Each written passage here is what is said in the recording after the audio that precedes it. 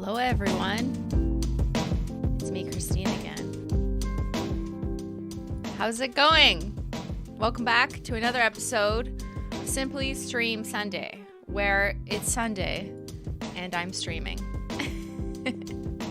That's how that works. Hello in the chat, welcome back everyone. Good to see you again this week. If you're new here, thank you for coming, thank you for joining. The meeting has been called. Baby Fetus Simply from 1998 has summoned you. Thank you for attending this meeting.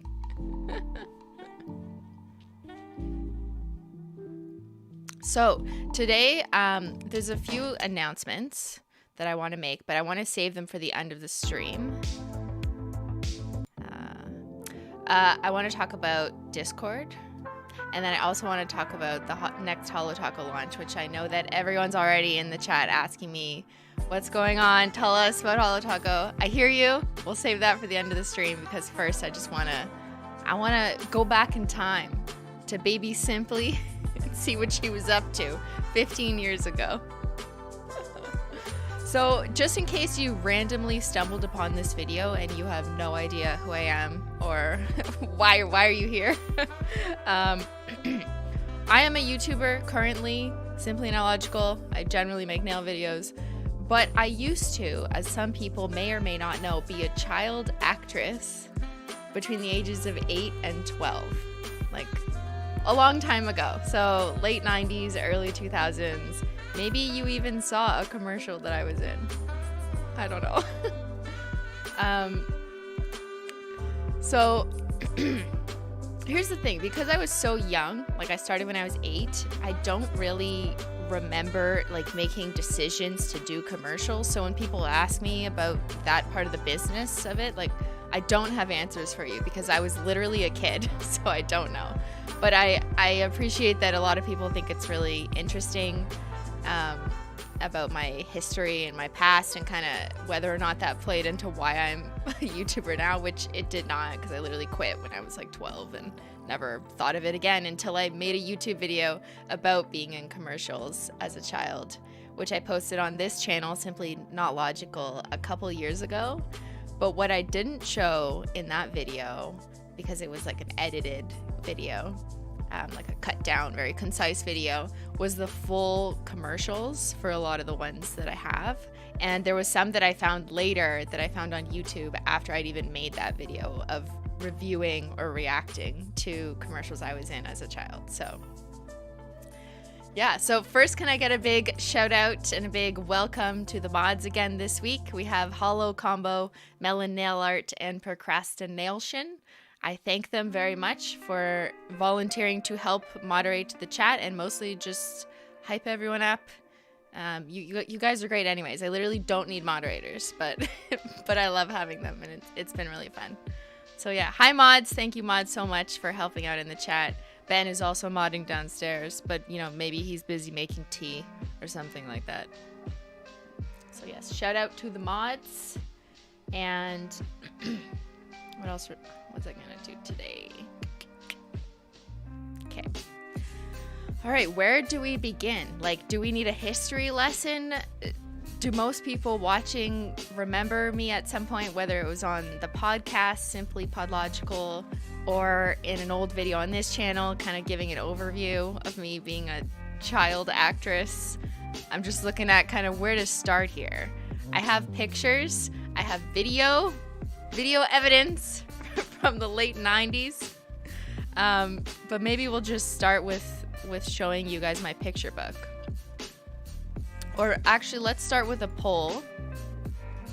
I'm just typing it in the chat. Here, maybe I can show you the chat here for a second. Are you aware I was a child actress? You can't see me typing yes or no, but you'll see it come up in the poll.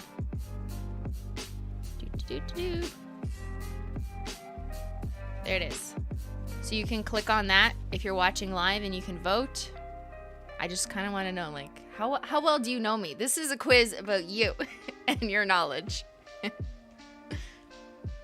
And while you guys are answering that, I think it'll show the votes once I close it.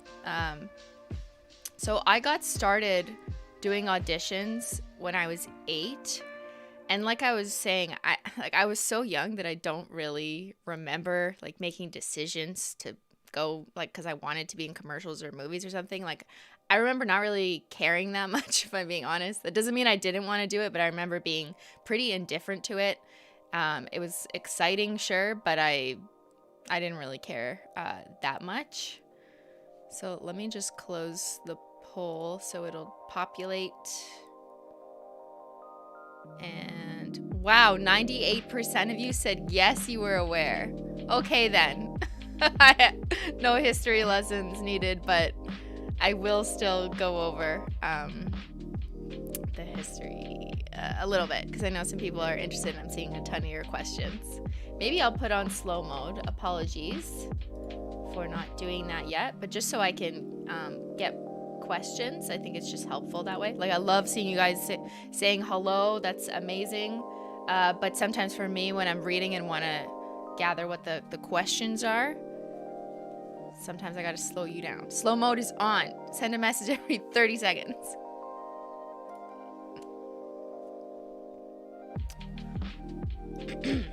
All right, so I started auditioning when I was 8 because my parents signed me up for it. And I remember driving downtown Toronto almost every school night. Like, not every school night, but every other day there was an audition. And we would drive like an hour from the GTA to downtown Toronto, which is where all of the auditions were held. Sorry.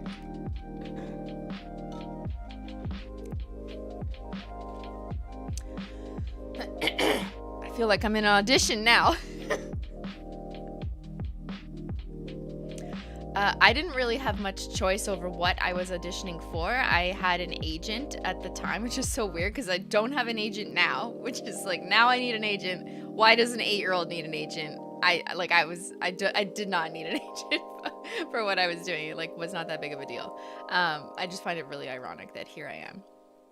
So I would go downtown every few days during the week after school, because I was in school obviously, and I would audition for something that I would wait an hour like outside or in their like holding area, and you would step into the room, and then they would ask you to recite your name, your agency, and your age, and then you had to give them like a profile. So I'd stand there and I'd be like, Christine Rotenberg, name of talent agency, 12 years old.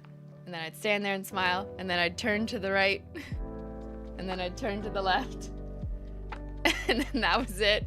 And then they would give me a couple lines to read that were about the commercial that I was auditioning for. It's a very weird thinking back, like how robotic a lot of the auditions were. I have no idea how it is these days, like if you go in and read your profile or do that kind of thing. But yeah, like sometimes I didn't even really know what the commercial was. My agent would just direct my parents and say like, oh, they're looking for 8-year-old girls with brown hair around this height, freckles, okay, go. And we would just go. So if I had to guess, I think I auditioned for, I don't know, I want to say like 80 to 100 commercials. They were mostly commercials rather than movies. Although I did end up doing one movie. We'll get to that in the video replay. But they were mostly just like made for TV commercials. Back when commercials were the main form of advertising on the television. So I think I went to 80 or 100. I mean, like I could be totally wrong. It could be more like 200. I just have no memory. Auditions. And I, in the end, did between 10 and 15 either commercials or photo shoots or movies. So 10 to 15 projects I was hired for my services as a child actress.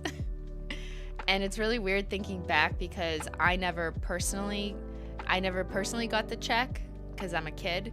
So my parents were the ones completely involved in the contracts. And I kind of wish that I knew more. But I also understand that I was so young that like I didn't even understand what was going on. Well, I mean, I knew I was in a commercial that would be on TV, but I did not appreciate at that time that this was an exchange of value for like my services and my work. I thought it was just kind of fun. I realized it was work, and there was also people kind of on set who would make sure that the child wasn't there for longer than 8 hours a day.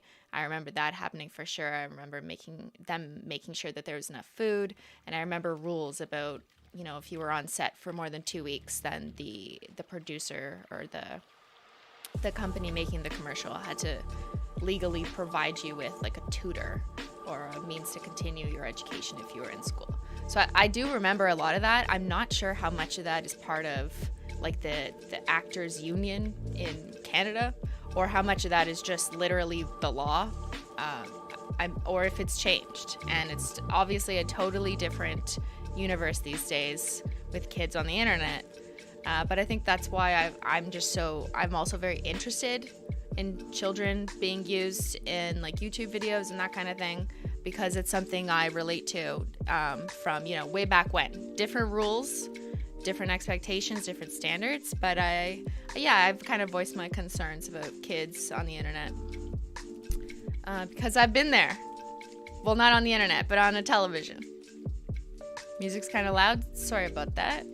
Let me calm down the lo-fi. All right, let me show you some pictures. Enough talking. I'll talk while we show pictures. Oh, also, if you want to paint your nails, please do so. You can paint along while we go through this journey. And make sure to use hashtag #paintwithsimply so I can check out your nails after the stream. All right. This is my book that I have saved.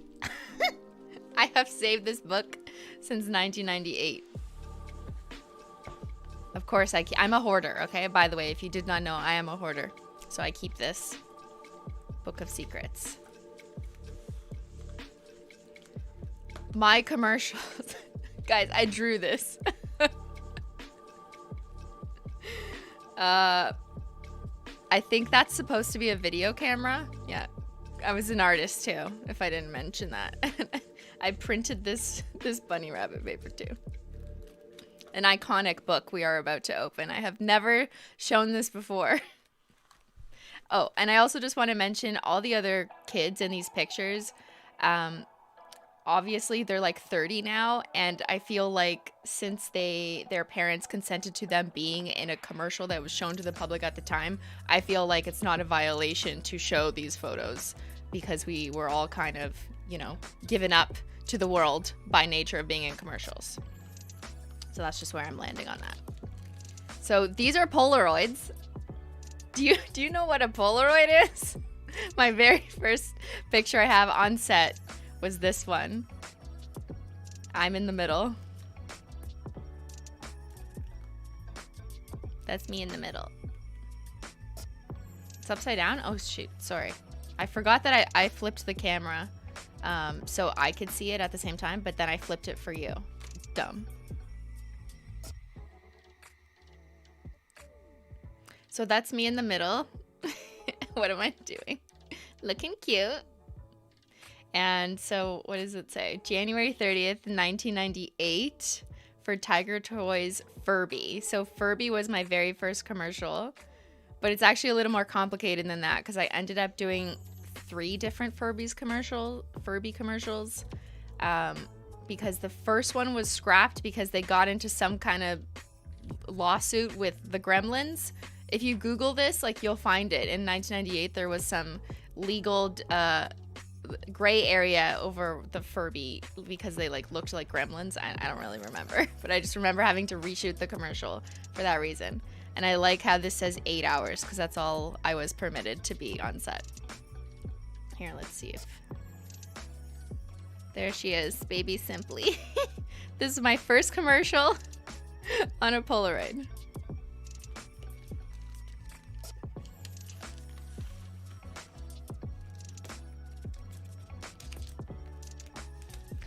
Yeah, so for those who haven't been around on this planet as long as I have, Furby was like an iconic children's toy.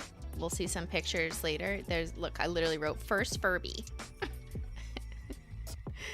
There's baby Simply again, sitting on the floor. I remember this day very well because it was the first commercial that I ever got, but they caked my face with makeup and it was so weird. Like, they just put so much powder, and I'd never worn powder ever before this day. And I remember thinking, like, what the hell? Very strange. And I understand some of that powdering is done because of all the lights are very hot. So back then, I guess they didn't have as many, like, LED lights that weren't as hot. So the studio lights were, like so hot you would die. So they wanted to get the shine off your face. But I just remember being like, like, get this shit off of me.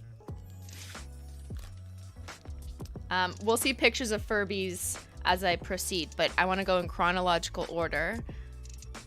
But wait, I have a video of the very original Furby commercial I did that they ended up pulling, I think, because then they redesigned them.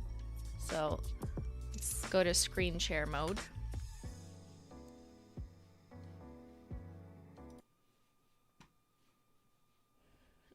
Look at that screen grab. Okay, this was the very first Furby commercial I did. I was... Wait, how old? I was 10. What's that?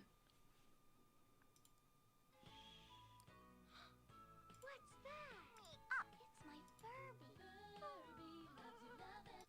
That's too quiet, right, Ben? I think I'm going to have to increase it just for that. Sorry, let me just get the audio. Tickle me. Furby, the first gigapet you pet. Pet me. Apologies. Let me just get the audio before the big... What's that? It's my Furby. Is that better? Bam. Tickle me. Furby, the first gigapet you pet. Pet me. Teach to say her name. Me, Noodle. Play games. Peek-Bab. And love you back. Achoo. Okay. That's me on the right. I apologize for the quality, but it was literally 1998. Okay, were you born yet? Comment in the chat. Your Furby sneezed. Achoo. And gave mine a cold. Furby loves you, love and Me love you. Furby, the gigapet you really...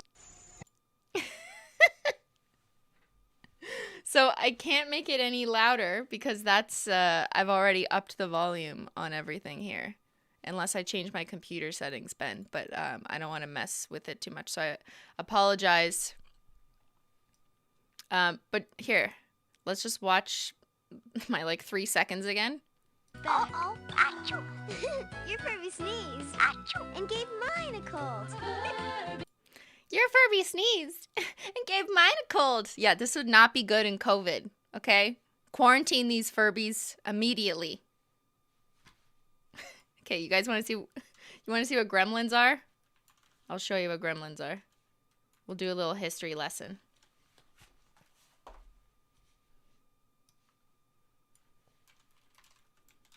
Gremlin versus Furby. Did anyone have Furbies? Comment in the chat if you had a Furby. Comment in the chat if this was you. I remember they gave me a Furby. They let me keep one. I was so excited because it was like the coolest thing to have.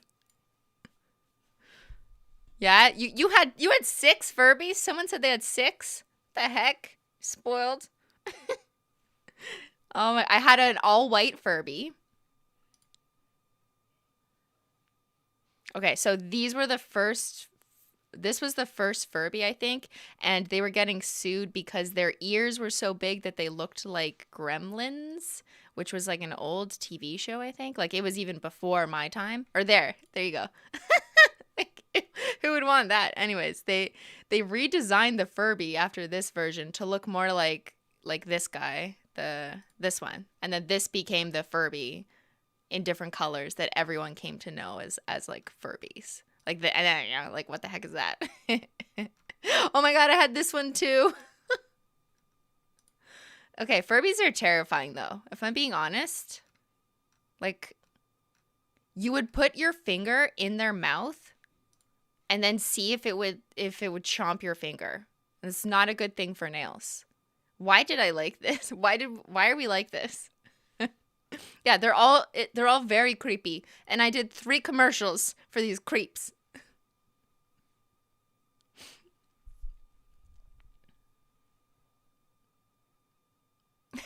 Okay. All right, let's play He loves you, love and touch. We love you. Furby, the gigapet you really... Okay. This is another version of the Furby commercial. Actually, wait a second. I want to go in chronological order. I apologize. This is a bit of a mess because that was my life as a 10-year-old. I want to go in chronological order of the commercials that I filmed. So I don't have video of all of them, but I do have photos of 90% of them. So let's go back to this because I want to show you my true progression as a child actress. Oops. Sorry.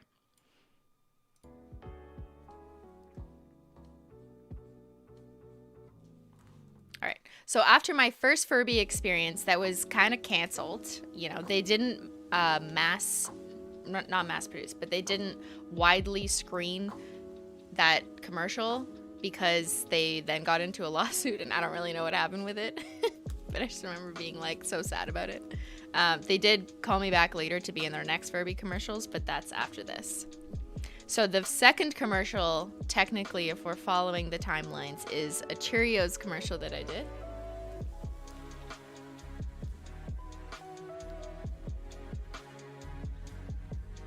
Sorry, you want me to turn down the music? No music. Okay, I'll just turn it down. I remember his name was Trevor. Why do I remember that? I don't know who that is. That's not my dad. I don't know who that is. Just some guy on the set. So this commercial I could not find for the life of me, but I remember that it came at the end of a commercial where like another girl, not me, was riding on the back of a horse girl, and she was like singing the Honey Nut Cheerios song. And then at the end, there was like a bonus about getting free stickers with the box. So I was in the bonus part of the commercial. I wasn't even in the main part of the commercial. Oh, Beyyyyn. Hello. Beyyyn's here with tea. What do you think? Oh my god. Why'd you put that on? Menchie's here. Menchie.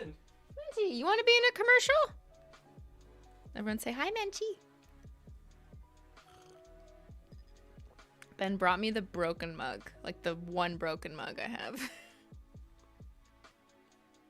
For your broken childhood.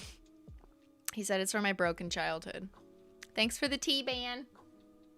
Menchie is the true star. I mean, look at this classy lady. Okay. I don't want to change the camera now because she's so cute right there. What do I do? Okay, it's a Menchie stream now.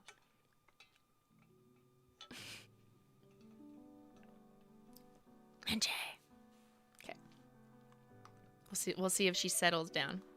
All right, back to Cheerios.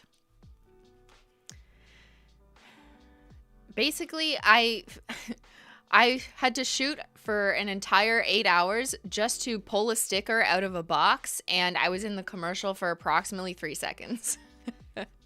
That's how much work this was. For everyone to set up the shot, how many times I put my hand in this box. Look at Trevor here. He's probably practicing pulling the sticker out of the box. It was all about the stickers, you know, all about the bonuses. That's what made the parents buy the cereal. As if the kid pointed and said, "But there's free stickers, Mom." You know, it works. Marketing. And ever since then, I've learned to offer free stickers. No. See, look here. They're training Trevor how to reach in the box perfectly. He had to repeat this take 20 times before he got it right. Oh, yeah. So because they didn't want to reshoot the whole thing, we filmed the exact same thing with a Cinnamon Toast Crunch box. So I decided to tell myself that was my third commercial, even though it's like the same shit as the last one. They just swapped out the box. The magic of cinema.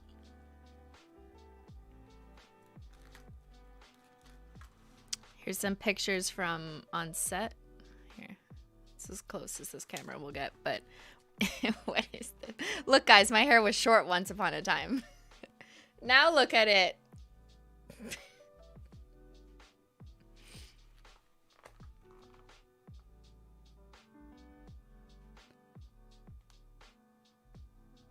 What is this shirt they put me in? Like, what? Now that I'm actually thinking about this, what are these wardrobe decisions, guys? Like, who thought that looked good?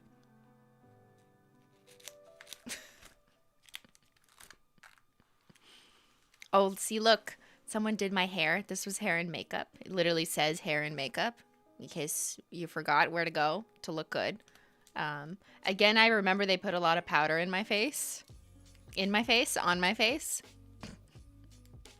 But yeah, I guess there wasn't much to do with a 10-year-old's hair other than braid it into pigtails.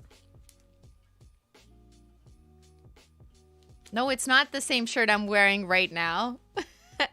This is not what I'm wearing right now, guys. What are you saying? This is like some weird corduroy, like pale desert red button up. I don't know. This is like a neon pink hoodie. Okay? Now I'm cool. I don't know what this is, but I didn't pick this fit. Someone picked this fit for me. I guess they like me in braids. Yes, we'll get to what do you think next? All right. The second Furby commercial, but the fourth commercial. You know, accurate labeling. So this is outside of a house that I remember they had rented in order to film the commercial. So sometimes commercials were filmed in someone's house and they would just like pay the owners to rent out their space and completely destroy the house for like a week. I mean, like they would have to put it back to normal. But yeah, sometimes it was someone's like literal house, which was kind of weird. And then other times it was a studio or a set. It just kind of depended on budget, on location. And yes, usually I did get to take the product home, whatever it was. So I think when it was Cinnamon Toasters or Cheerios, they gave me some cereal. I'm pretty sure that's probably what they offered on the snack cart. So what's this? This is a bunch of backdrop things. These look like a jungle gym. I probably tried to climb these and got yelled at because I'm literally 10. And I'm wearing those shiny jeans. Does anyone remember these shiny jeans? Oh my god, we have to get as close as possible. Do you remember jeans that had a metallic woven thread through them so they would shine? These ones shone. They shone like a pink sparkle. And I remember these jeans also came in like a golden or a silver version. Oh my god, these are the best jeans in the world. Shiny jeans. Shiny jeans club, where are you at? Yeah, this picture isn't really showing it that well, but you can see the pink shimmer coming off on the front. Yeah, they were incredibly uncomfortable, but they were so cool. So here is some screen grabs from the director or producer. I remember they gave them to me because I just thought that was so cool. Hand position pre-shot. Yeah, pre-shot, I think it says. And does she look familiar to anyone? This girl? I'm gonna let the chat guess. Who is this?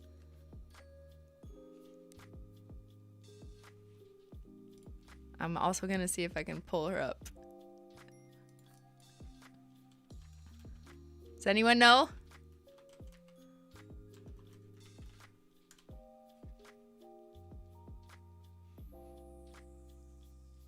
Ashley?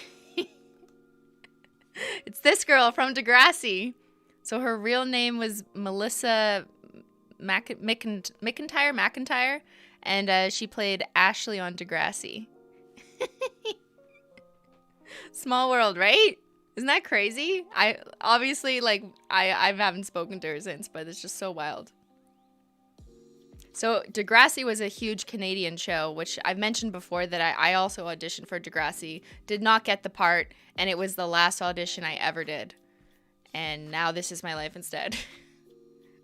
Could have been on Degrassi, but instead I'm here. All right, so that was, that she became an actual actress, whereas I did not become an actual actress. So I have more pictures from set here. I find these set pictures really cool, just to kind of look around and see what tools did they have, what cameras were they using, why are there so many dollies? There's so many ladders.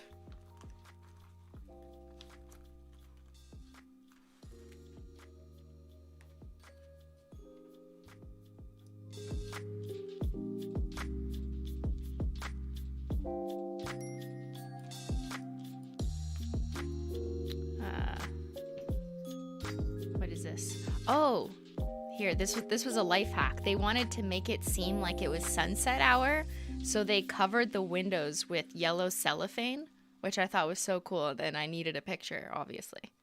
And this was a giant lamp that was supposed to look like the sun coming from outside, so that way we could shoot later when the sun had gone down. I mean, we weren't allowed to shoot past 8 hours if you were a child, but, you know, sometimes it was, I don't know, 10 to 6 p.m. or something. I don't know if that was the director, but she's definitely holding a Furby.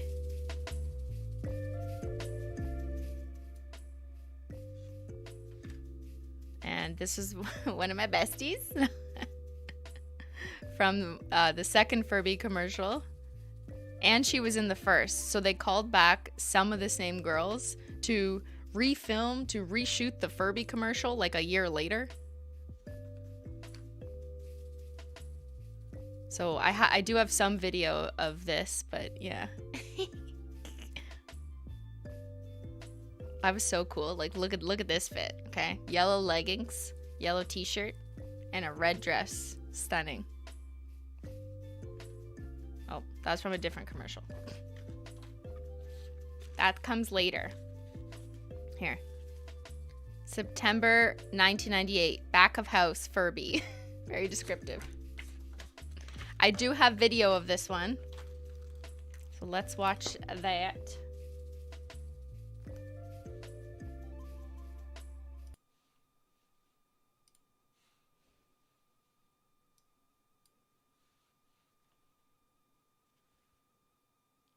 I look like Winnie the Pooh? Yes, thank you. Okay, so here was the second one. Me, Amanda. Me, May. That's Furby.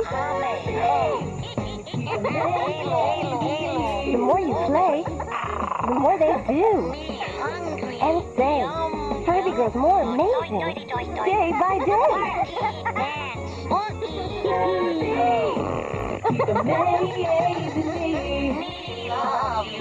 Furby, each sold separately. Batteries not included. So you may note that I wasn't in this, okay? And that's what's called ending up on the editing room floor or on the cutting room floor. And they used to joke about it all the time. That you'd go through all this, you'd get paid, you'd put in your 8 hours, you'd do the work, and then you wouldn't end up in the goddamn commercial. You can see part of me. Hold on. Where is it?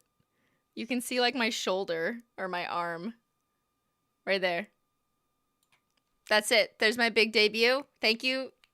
Where's my check? Yeah. I remember producers used to talk about this all the time because they only had a certain block of time that the producer was paying for, the business was paying for on the network. And so many people who had filmed in the commercial would end up on the editing room floor or the cutting room floor. And it wasn't that uncommon. Like, it was pretty common for it to just happen, especially if you weren't like an important face in the commercial at all. And especially when there were so many girls, like if it was a girl toy commercial or something, or a young kid toy commercial. So yeah, there I am not in the commercial. But however, later I did find some versions that had me still in it because I guess they make different cuts of it. That's Furby. So let me see if I have that next. There's the Degrassi girl. Look at that editing. Wow! That's terrifying. Like, if that thing says "me love you" late at night, I'm burning the house down. Furby, each sold separately. Batteries not included. Furby sneezed. Furby really There's my needs shoulder. you. And the more you love them, I'll take care Me want tea. of you. The more they do. Me love you. Amazing me. Another version I was also cut out of. Furby, each sold separately. Batteries not included. A-Tay Coco? That's He Furby. speaks Furbish and English too. May-Tay Cough. Amazing. I made it! Furby, each sold separately. Batteries. Okay, the audio on this one's kind of fucked, so I apologize if it also sounds weird to you. It's like kind of half in one ear. That is just what happens from 1998. But I'll play my tiny part again because of that. May-Tay Cough. Amazing. Amazing. What is this language?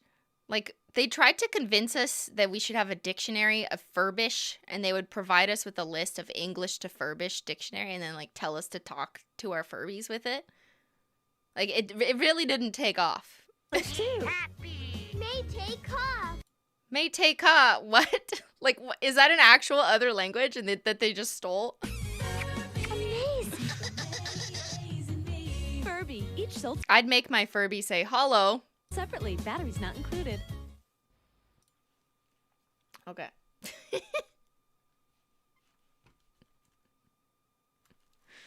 Do I deserve an Oscar? Yeah, Simply definitely deserves an Oscar for that one. So that was the second Furby commercial I did, which did air, but I wasn't in most of it.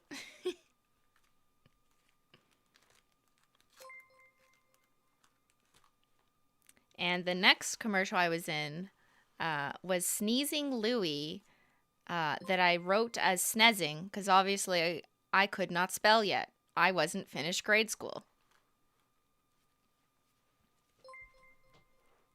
And yeah, the Furby commercials were the birth of Simply. Maybe I should paint a Furby's nails with Holo Taco. What do you guys think? Yeah, Summer Bell suggested to clip the amazing for use in videos. Okay, yes, I will do that. Another meme.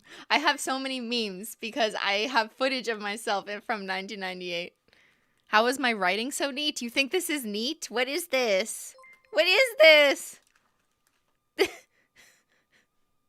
If you were my parent, would you not lock me in my room immediately and get me some help? Because this does not look okay. This is me trying to draw the toy of the commercial I was in because I did not have a photo of this event, and this is me. Yeah, that I think that's supposed to be me with the choker and all, with the butterfly clips, and I have no pictures. Man, damn, looking through your childhood stuff is such a trip sometimes. You're just like, who did this? Why? Could not spell. That's why I needed to stay in school. That's the real reason I stopped doing commercials, because I couldn't learn how to spell.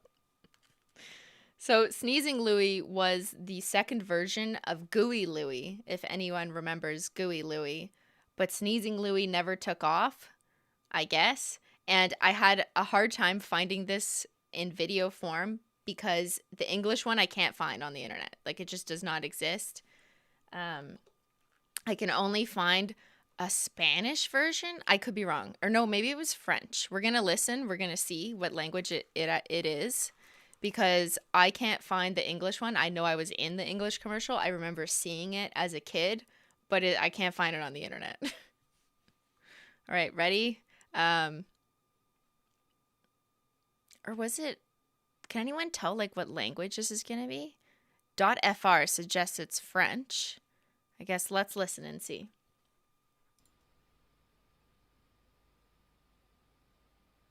Voici Carlo Crado, le jeu où... Mais tu ne veux pas voir sa barre. Okay, that's definitely French. Sorry, it is a bit quiet. I can't turn it up either. That's the most I got. Tire-lui la substance crado du nez. Mais attention, si tu ne tires pas la bonne, tu lui fais exploser le crâne. Carlo Crado, le jeu plein de substance crado. Bah... Santé, c'est Carlo Crado électronique. Il rote, bugle, râle, éternue. Retient l'ordre de ces drôles de bruits et répète-les. Presse sa langue, tire sa morve, pousse sa pomme d'Adam. Plus longtemps tu restes en course, plus le jeu devient difficile. Carlo Crado et Carlo Crado électronique. Why was I in so many commercials involving like sneezing or colds? Like, no. This is the face. That is my face. This is so gross. Like, why was this ever a toy? This would not be a toy in 2020. Okay, there was no speaking role in this. I guess they just dubbed it over with French. But it was definitely an English commercial when I was a kid, because I remember my friends would make fun of me for being in this dumb toy commercial. They're like, you were in a Sneezing Louie commercial? That's so dumb. That toy is for losers. I guess you're a loser. Il rote, bugle, râle, éternue. Retient l'ordre de ces drôles de bruits. Who sneezes and smiles at the same time? Okay, it's not possible. Et répète-les. Presse sa langue, tire sa morve, pousse sa pomme d'Adam. Plus longtemps tu restes Pull his boogers. en course, plus le jeu devient difficile. Carlo Crado et Carlo Crado électronique. Okay. We're gonna need another meme out of this one. Me being like, no, it's not happening. Absolutely not. No, not in this household. Achoo. Does anyone remember seeing this commercial? And if you have nightmares from it, I sincerely apologize, and I hope that I've replaced different content in that part of your brain ever since. Yeah, it is nasty, yarn and leaves, right? Like, what parent thinks this is a good toy to buy their kids? Kids are just gross, I think. Like, we were all kids at one point. Why did I ever think it would be a fun thing to pull a booger out of someone's nose? Was that really the level of humor that I had? Okay. Yeah, someone said there's poop toys now. I think the conclusion to draw here is just that kids are just fucking gross. Kids find gross things entertaining. that's why all those Spider-Man Elsa videos really went off, right? Because like for a kid, that's inappropriate. But why do we do this? Why do our child brains do this? You know, I think I had the right idea. You can tell by my facial expression that I'm like, there's something not right about this. Sugar Bunny asked, did you actually have fun filming this, or was it boring? Oh, good question. So I think the idea of going to a shoot was definitely fun. Like I loved, like, obviously if I got the part, I was happy and I remember celebrating. But once I got there, it was a lot of waiting around, a lot of just standing there, a lot of eating from the sugar carts. They would call them the sugar carts, but it was really just like the snack carts, like the food that they would leave there because the crew and everyone needed to have food available. But for me, I remember there just being a bunch of sugar treats like candies and gummy bears. And years later, I remember someone explaining that the reason why they do that is because they like it when kids get hyped up on sugar to then go film their part, which is awful. But I also, like, I don't know. I think maybe they just offered that because it keeps kids entertained and it makes them not, you know, want to cry and leave. Because when you're dealing with kids, they may be more likely to just change their minds or not want to be there. So how do you make kids behave? You give them candy, I guess, was the reality. As a result of filming so many commercials, I developed an addiction to those sour suckers. Anyone remember those sour suckers? Sour keys, not suckers. They like had a circle and then a key, and you could get the big giant ones that were like this big. Oh my God. I was obsessed with those ones. That was my favorite childhood candy. And, you know, I would put in my demands to be on set that I needed those keys, sour keys. I'm just kidding. I had no demands. I was not that famous. I was not that important. I was easily replaced. You love sour keys? Yes.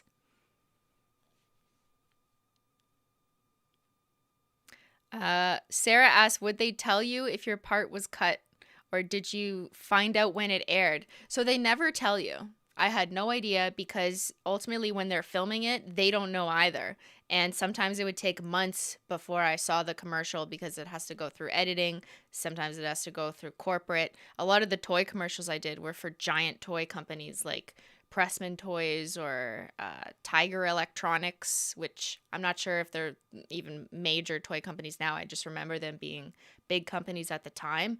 But these kind of productions took a long time to edit, maybe also because the technology back then to edit and lace everything together would take a lot longer than it does today. I'm just guessing because I was obviously not an editor in 1998.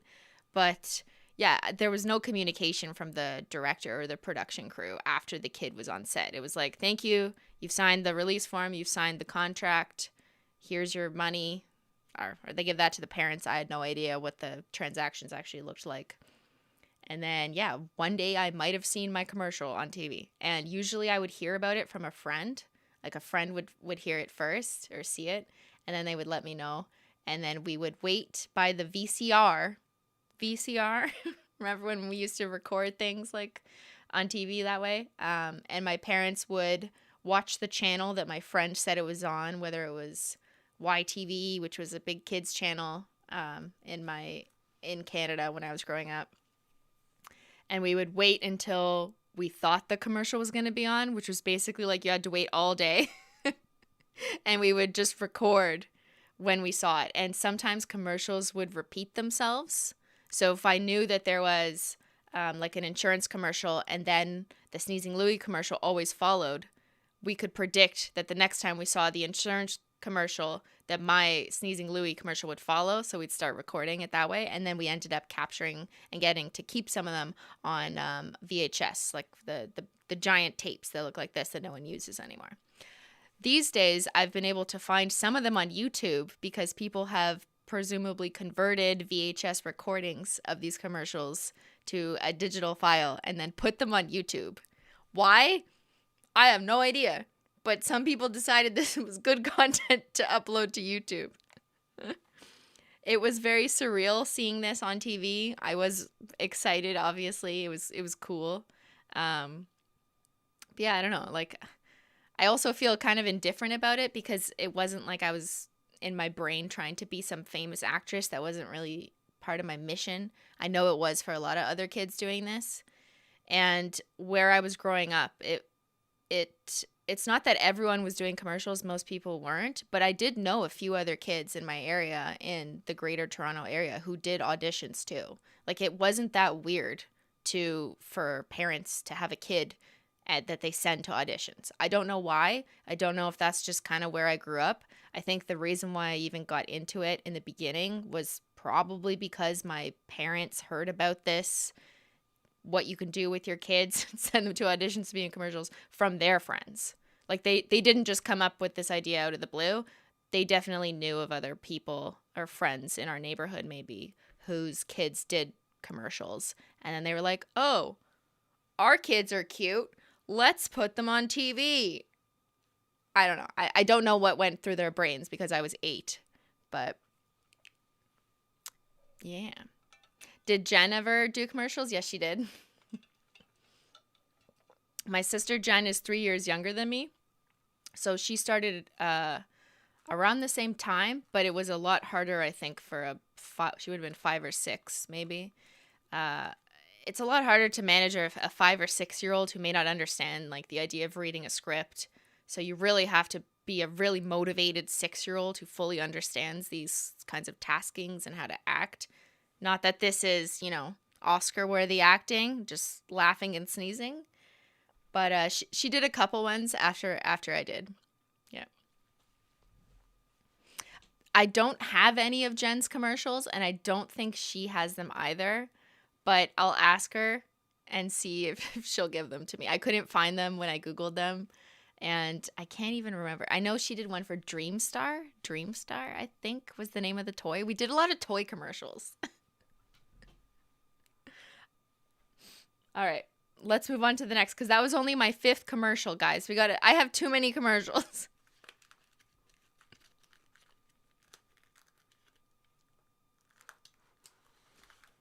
All right, here it is. The all-time classic. The one and only meme that you didn't know was me.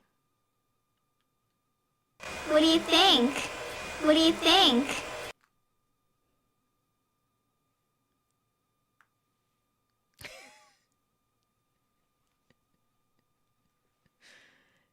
I feel like sometimes people don't realize that was me. I hear people tell me that today, that they didn't realize that little girl saying, "What do you think?" was me. But that's where it came from this commercial, my 6th commercial I did for Wizard of Oz. I only have a Polaroid of it. I don't have any other photos, but I do have video of the commercial itself. So it says Radkey Film Productions Wizard of Oz Showline, February 1999. Like, what? All right, shall we watch? The OG, the legend, the original. What do you think, girl?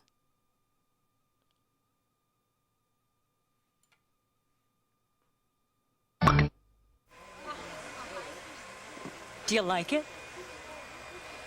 Mom, what do you think?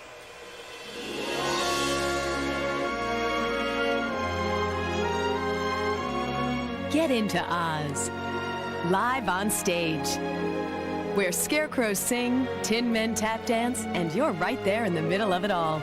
Dime presents The Wizard of Oz, starring Mickey Rooney, live at the theater at Madison Square Garden, May 6th through the 16th. Brought to you by Coldy's. So I was in a commercial that was a commercial for a theater Broadway production that I was not in. I hope this doesn't get claimed for that music. I just realized that I played copyrighted music. Please look at this face. Do not copyright claim me. So I can only play the "What do you think" part again. I remember this lady too. She was so nice. I feel like her name was Renee. And she went on to do a home and garden show. I could be making that up, but I feel like that's what I remember from her. Do you like it? Mom, what do you think? Not my mother, by the way. Just a beautiful lady. Do you want to know a funny story? Okay. So that's not my real hair. Which is really weird because I have so much hair to make into a braid these days that you would be shocked to learn that those are extensions just for that like 2 inches because they wanted more of a curl. And so they had to sew in like braids with a blue ribbon. And it doesn't even look like it makes a big difference. I just look like a huge dork. Like, what is this? Why did they tie my hair so tight? I don't know. Where is hair and makeup? It's not her. She was acting as the hairdresser. She wasn't actually the hairdresser. Yeah, so there you go. Behind the scenes, the magic of cinema and hair and makeup. That's not my real hair. It's extensions. And that was the iconic what do you think moment that defined Simply Nailogical. A moment in which I repeated in about 72 videos over the course of 2 years, and everyone got thoroughly triggered every time that I played, what do you think? And yes, Amy, I never answered her question. My mother never answered my question, what do you think? I'm still waiting. Do you like it? Mom, what do you think? I think the answer is, well, we all have the same hair, so we love it. That's the answer. Why does theirs look better than mine? They have fuller curls. Maybe it's because I'm like a baby Dorothy. So I'm not there yet. You know, I have to earn it. Danique asks, do you look into a mirror for that shot, or was it straight in front of the camera? I imagine it must be so awkward that way. Yes, it is really awkward. Oh my God, like this shot here. So I was just looking straight into the camera. There was no mirror. Although these days I feel like there's different screens and technology where you can even have like a teleprompter and you can read through the teleprompter, but it's recording you and it looks crystal clear. There's nothing obstructing the camera. So maybe there's technology that allows actors and actresses to, you know, look at themselves or look at the script. But I was literally staring into the camera and had to pretend like I was looking at a mirror. It's fake. Anyways. What do you think? Yeah, I still don't know. What do you guys think?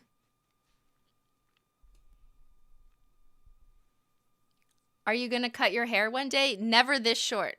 Never. I'm keeping my long ass braid. Yeah, why do I look creepy, right?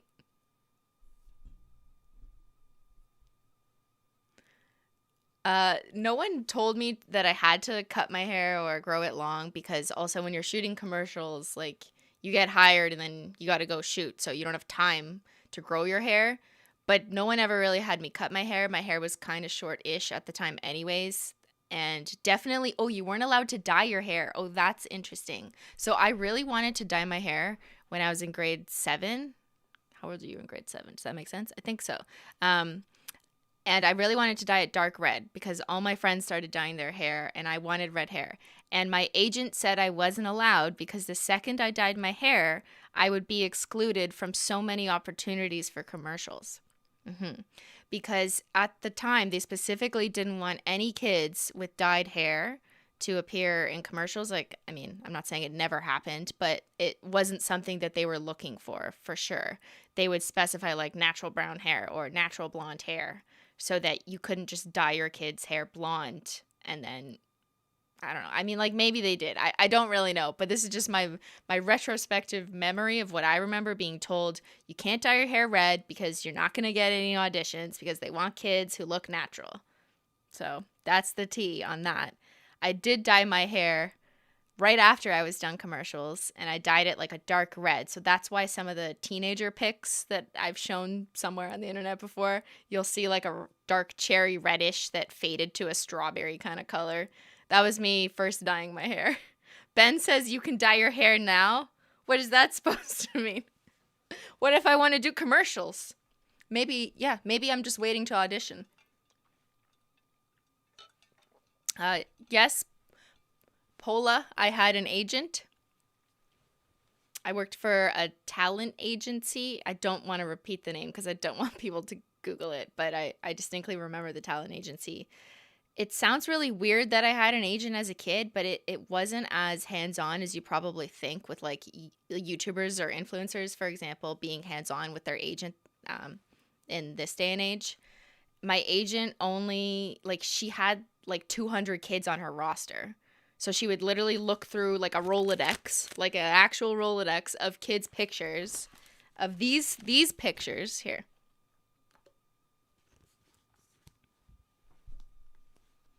You see this? This is what you had to get done. You had to get some profile headshots to be a child actress. I'll put them here.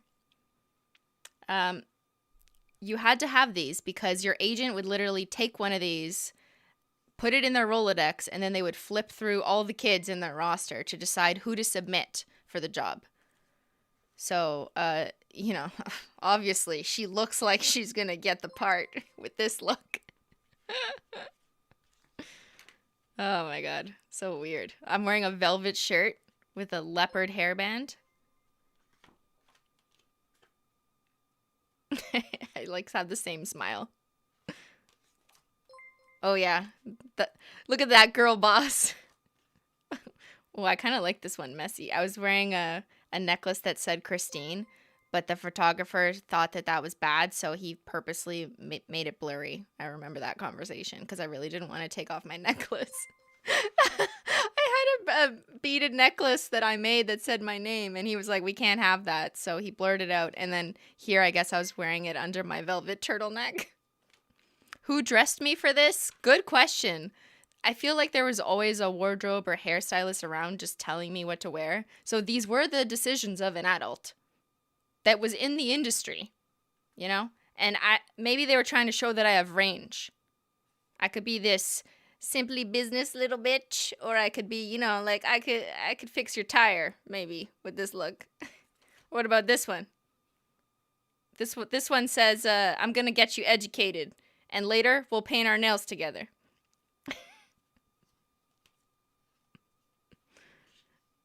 I look like the boys from Hanson. I kind of do. That was the vibe back then. Bop, dop, do, give me bop.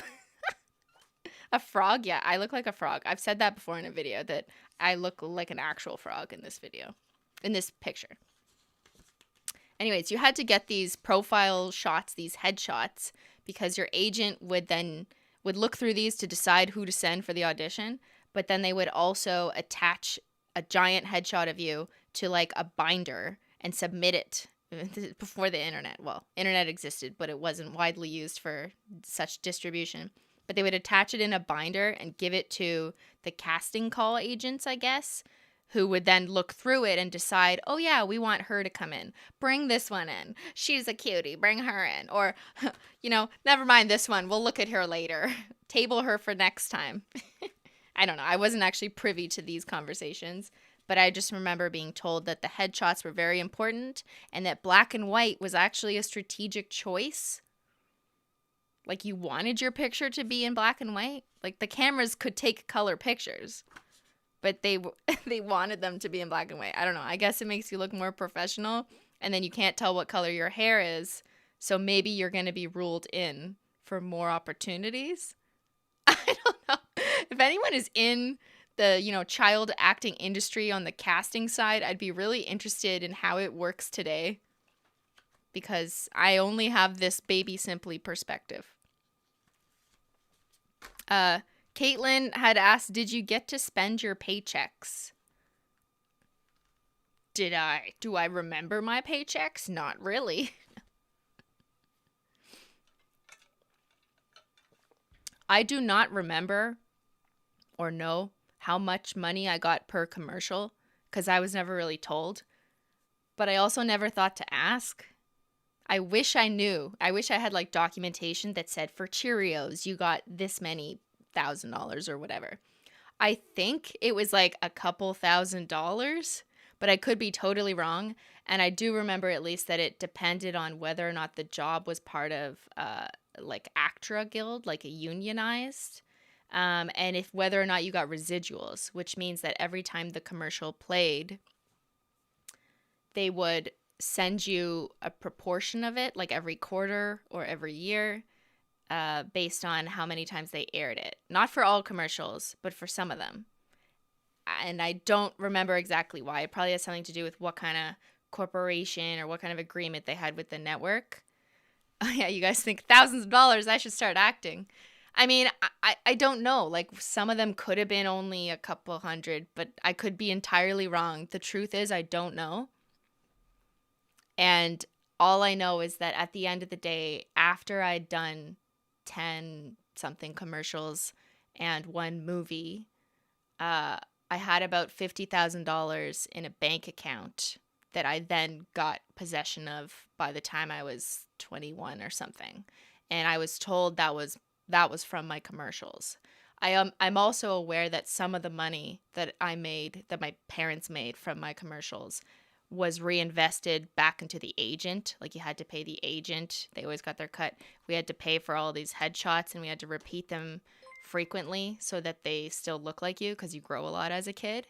So I don't know if the $50,000, which, yes, that is a lot of money, but I also went to hundreds of auditions as a kid, and I did over 10 commercials, one movie. So I don't really know if that even makes sense. Anyone else in the industry, tell me, does that make sense between 98 and 2002 to have done approximately that amount of work?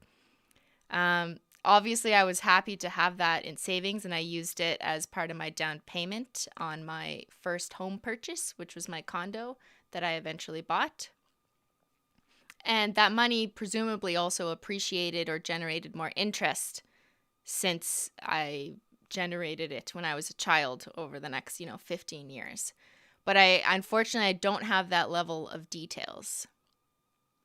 Robbie asked, didn't you buy your first condo with your acting money? Yes, maybe the chat is delayed. I used the 50 or so grand from my acting days as part of the down payment on my condo, and that was a huge reason as to why I could afford it at such a young age when I bought the condo. I think I was 23 years old. So yeah, but at the same time, like, I don't know if I'd actually made $100,000 as a kid. Because I don't have the books and records. All I know is that when I was 21, there was $50,000 in that bank account. And let's not forget that all of this was work, just to be clear, right? Like, this was work. I was providing a service. I was being paid by a production company to use my likeness, to sit on set for hours and hours. And I went to so many countless auditions after school, didn't do homework as a result, missed out on extracurricular activities, and so many things I missed as a kid because I was going to auditions which were not compensated for. For every audition, for every commercial you get, there was like tens of commercials you auditioned for. So just remember that. Like, I know some people think, oh, $50,000, I'm going to get into acting now. This was a lot of work, and I had to sacrifice a lot of things as a kid.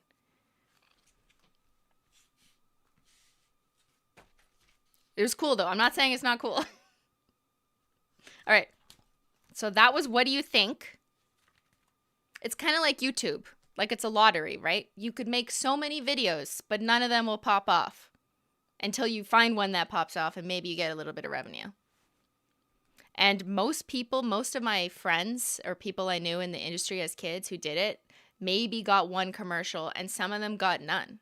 So I think I was even like a lucky kid at the time because I was getting quite a few parts, and there was so many people whose parents were really pushing and trying to get them into more commercials, trying to get them more exposure, trying to switch agents to see if agents would do a better job.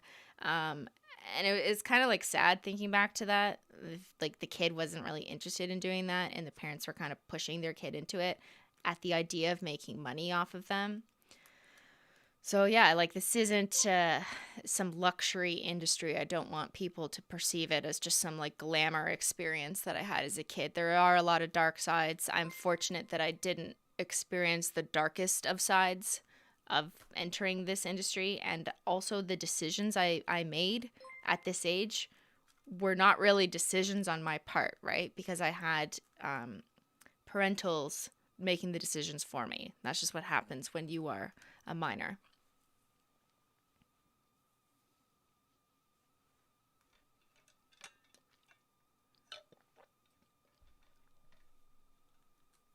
Okay, next commercial. This is only number 7, guys. We've been streaming for an hour. We're not going to get through this.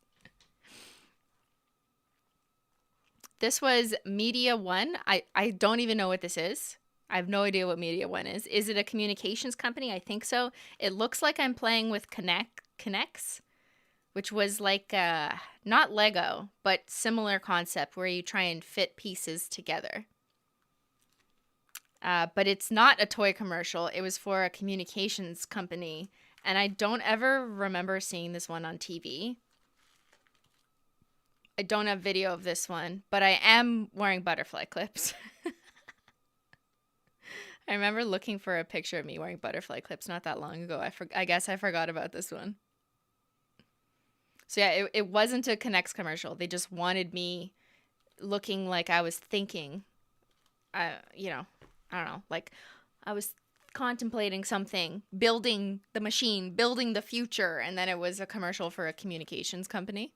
That's as the most I can remember. And then we've got the house they had rented out for us to film in. Always had to take pictures at the house. Again, with the cellophane on the windows to pretend like it was sunny. Here's me by a trailer. Oh my God. Okay, this fit though, guys. Tell me that I would not become a TikTok star if this was my outfit today, okay? Charlie D'Amelio cannot compete. I got the butterfly clips. I got the cute, cool, it's probably a cropped tee. And I got the baggy overalls. And probably some Converse sneaks. That was a TikTok star right there.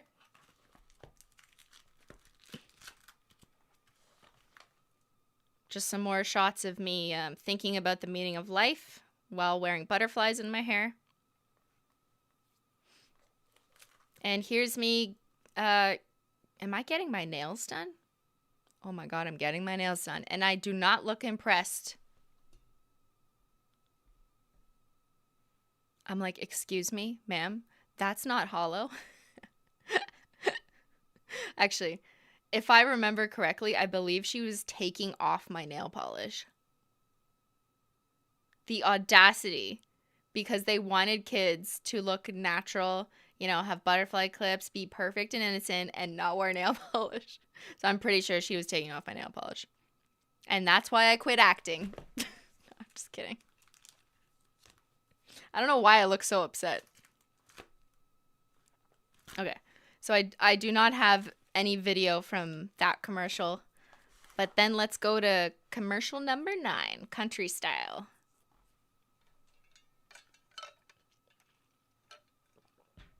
So Country Style is, I think they're only in Canada.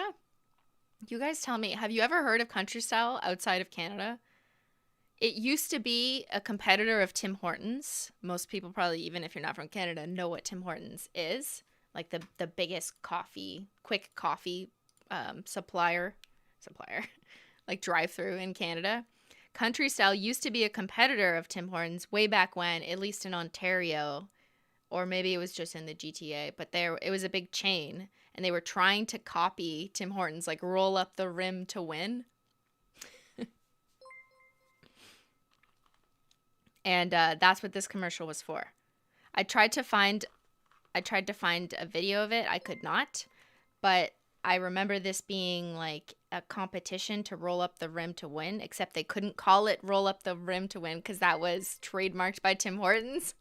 So it was called something else that is not memorable, which is why I don't remember it. But it was like roll to gain, roll to win, or flip the lip, or something like that. But yeah, you could win an ATV and a donut. Oh, someone said there's a Country Style in Niagara Falls.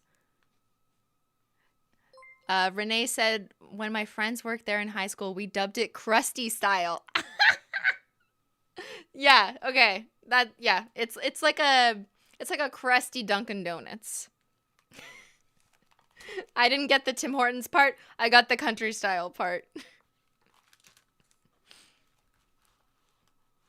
All right, next step we have Norwich Union.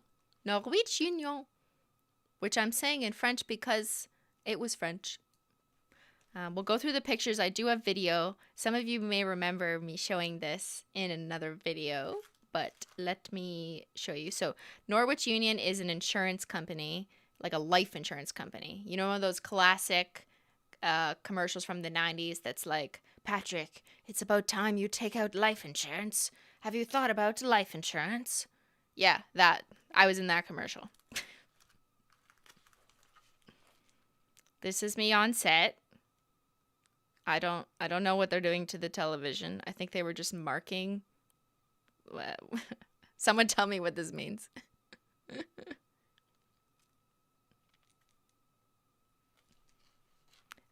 This was my fake dad.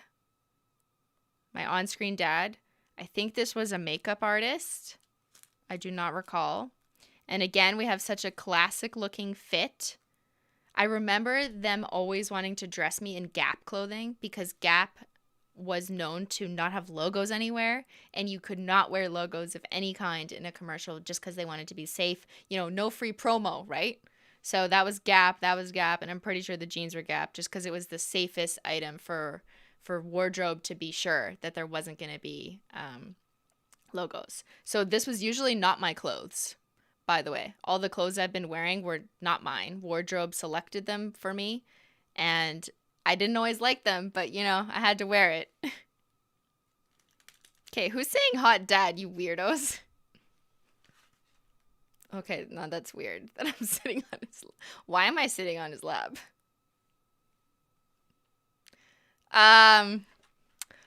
You know, I think in the scene... This is creepy. I think in the scene I was sitting on his lap for one of the kitchen scenes because this is, you know, guys, stop saying hot dad. This is not my dad. This is an actor. Next picture, please. I don't know who he is.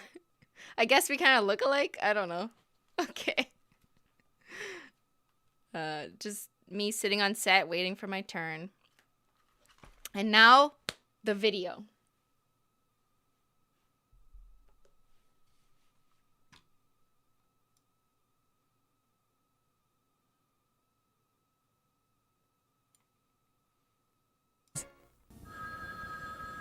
C'est Patrick, il vient de prendre une assurance vie. Félicitations. Dis donc, fiston, as-tu déjà pensé à prendre une assurance vie? Okay, it is in French. I'll just explain quickly. They wanted someone who was bilingual. They wanted the little girl to be bilingual because I guess they were going to give me lines, but they never ended up giving me lines. So I was just sitting there not talking, like watching them act, and I had no lines. There was no need for me to be French or bilingual, and they went to such great lengths to find someone who was bilingual because in Toronto it wasn't as common. For all the kids to be bilingual, who was also a child actress, who was also, you know, had the hair or the height or the look or whatever they were looking for. So they never ended up having me. I had a no speaking role, basically. And they're discussing insurance. There's an English version of this that I also have that we'll play after so you understand what they're saying. Pourquoi? Eh bien, ta mère et moi venons de souscrire à une assurance vie de Norwich Union. Norwich Union. Tu devrais y penser. You should think about it. T'as une bonne raison, là, juste devant toi. You have a good reason just in front of you, as he points to me. Mais pas, je n'ai que 40 ans. But I'm only 40 years old. Justement, le régime garanti d'assurance vie plus est conçu pour les gens aussi jeunes que 40 ans. J'ai apporté... Don't worry. You should get life insurance even if you're 40. Okay, we don't need to watch all of this. I just find the French ones just funnier. I don't know what it is. But the French... The way they talk about life insurance in French is just so parfait. À 75 ans. Votre acceptation est garantie, sans examen médical, ni question sur votre santé. No questions about your health at all. Look, Oh my god, it was only $9 a month. Damn. What are these plaques he like puts on? Who puts the price of life insurance on their wall? Oui, Chignon. Okay, you guys want to see my dad? You freaks. Merci, papa. J'appelle Norway Chignon. Now I'm calling Norwich Union immediately. Jamais trop tôt pour s'occuper de l'avenir de votre famille. C'est facile et abordable avec le régime garanti d'assurance vie plus de Norwich Union. Composez sans frais le 1-800-221-2967 dès maintenant pour recevoir votre dossier d'information. Let's wait. Here's my part. This is it. Ready? You ready? I spent 8 hours on set for this. 2967. Demandez le poste 601. T'as raison, papa. Il n'est jamais trop tôt pour planifier. You're right, Dad. Tonight we killed the child. That was the direct translation? Le poste 601. That's it. That's it, everybody. Another Oscar, please. Oscar for Simply. Uh-huh. They literally did not need me or a French-speaking child for this at all. Well, I don't know. I guess I'm like watching television. Maybe I was watching my Furby commercial. And then sorry, we are advancing. Okay, I did not download the English version, but I found out later because this commercial aired in Quebec, which is the predominantly French-speaking province of Canada, so they needed to make a French version.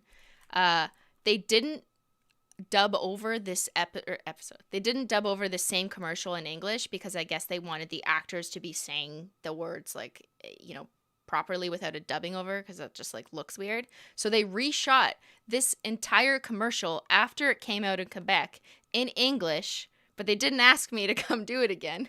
So there's another version of this exact same commercial that came out later with a little girl wearing red and jeans with her hair almost the same that started playing in Ontario in English after I did this. And all I could think was like, what a waste of work and effort. Why didn't they just shoot the same thing in English and French at the same time? Because both the actors, the dad and my grandpa, they spoke English perfectly well. So I remember thinking like, that was just so dumb. Poor planning. Okay, y'all better stop thirsting over my fake dad.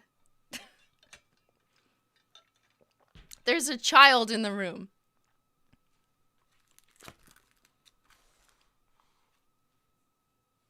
8 hours? Yes, 8 hours. So the maximum that a child was allowed on set was 8 hours. So usually what a director would do is use as much time as they could because, you got to reshoot. Sometimes it takes time to set up and they would stretch it. So basically, I was always on set for 8 hours. Even if I really only needed to be there for 2, it was very rare for them to say, okay, we're done here. You can go home now. I never remember that happening. They just always wanted you to be there in case they wanted to reshoot something. So I remember there was a lot of waiting, a lot of sitting around, a lot of eating sour keys. And then a lot of talking to the other people who were offset, right? So I guess in this one I was kind of lonely. I didn't have any friends to pull sneezing boogers out of noses with. So I was on my own for this one. You need an explanation on consume the child. So I made up that translation. I was joking. But what he actually says is... Demandez le poste 601. T'as raison, papa. Il n'est jamais trop tôt pour planifier. He says, you are right, Dad. It's never too early to start planning. But I translated that as a joke and put captions in my last video where I showed this and wrote, you're right, Dad. Tonight we killed the child.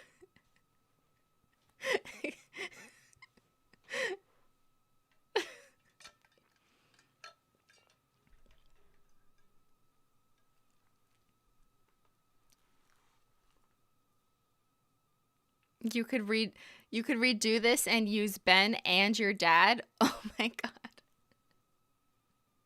What would they be planning? What insurance would they be selling? That would just be weird. Okay, we're going to go on to the next commercial, which is the iconic, the classic, the ultimate, the Fib Finder commercial. You guys know this one.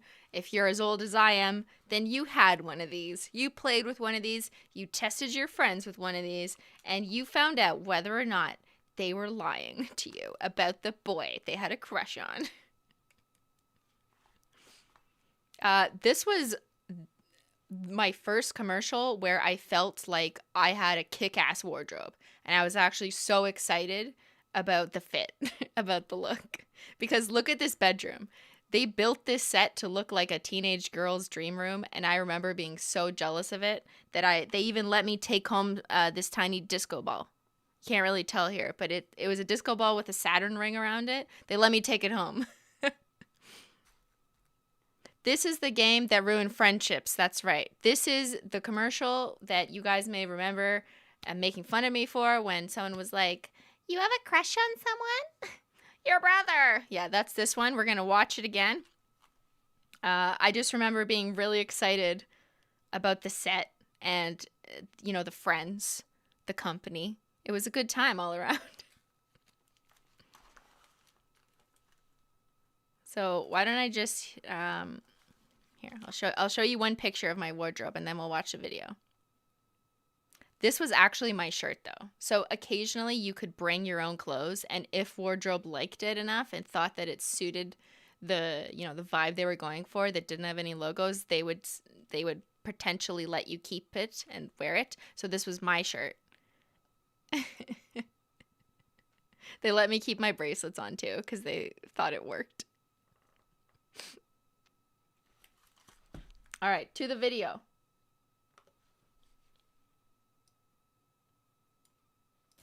Are you kidding? Of course I don't sleep with a stuffed animal. That's not what the Fib Finder says. It's Fib Finder, the game that tells all. Do you have a secret crush on someone? A crush? Me?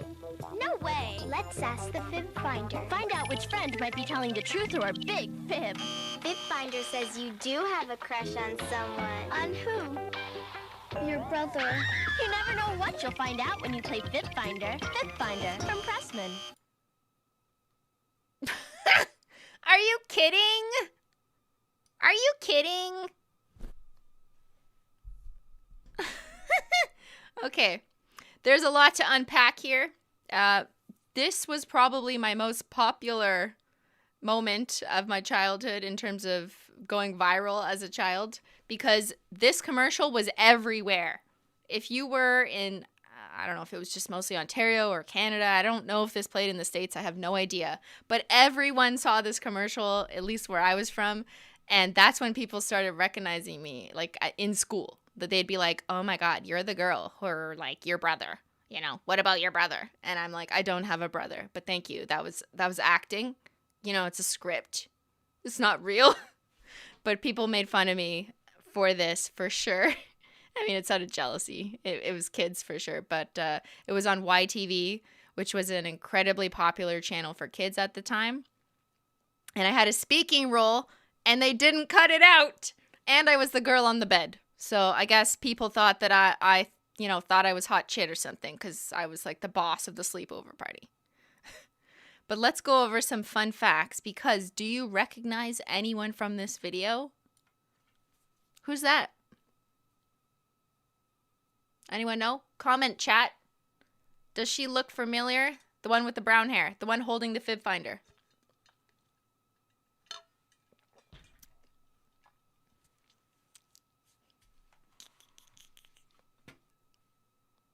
That's right. You got it. It's Manny. We're going to find her. Ready?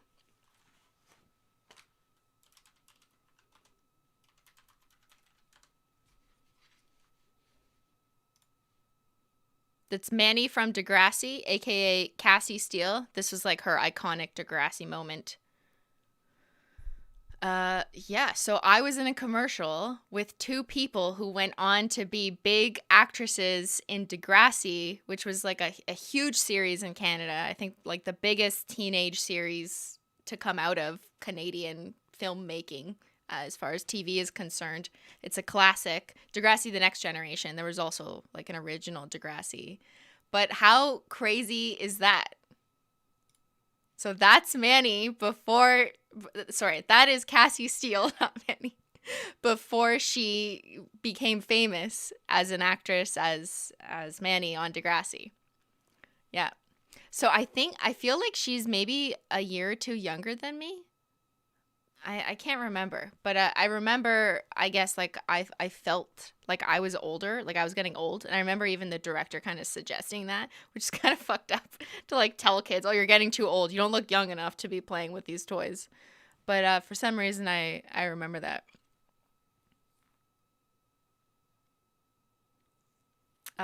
Cosmic Glitter asked, how did you handle not getting the Degrassi part?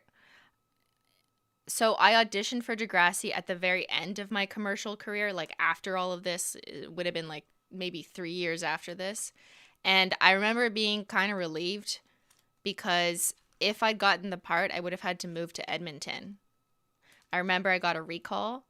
A recall means you're called back again for a second round of auditions. Usually after that, they decide who gets it.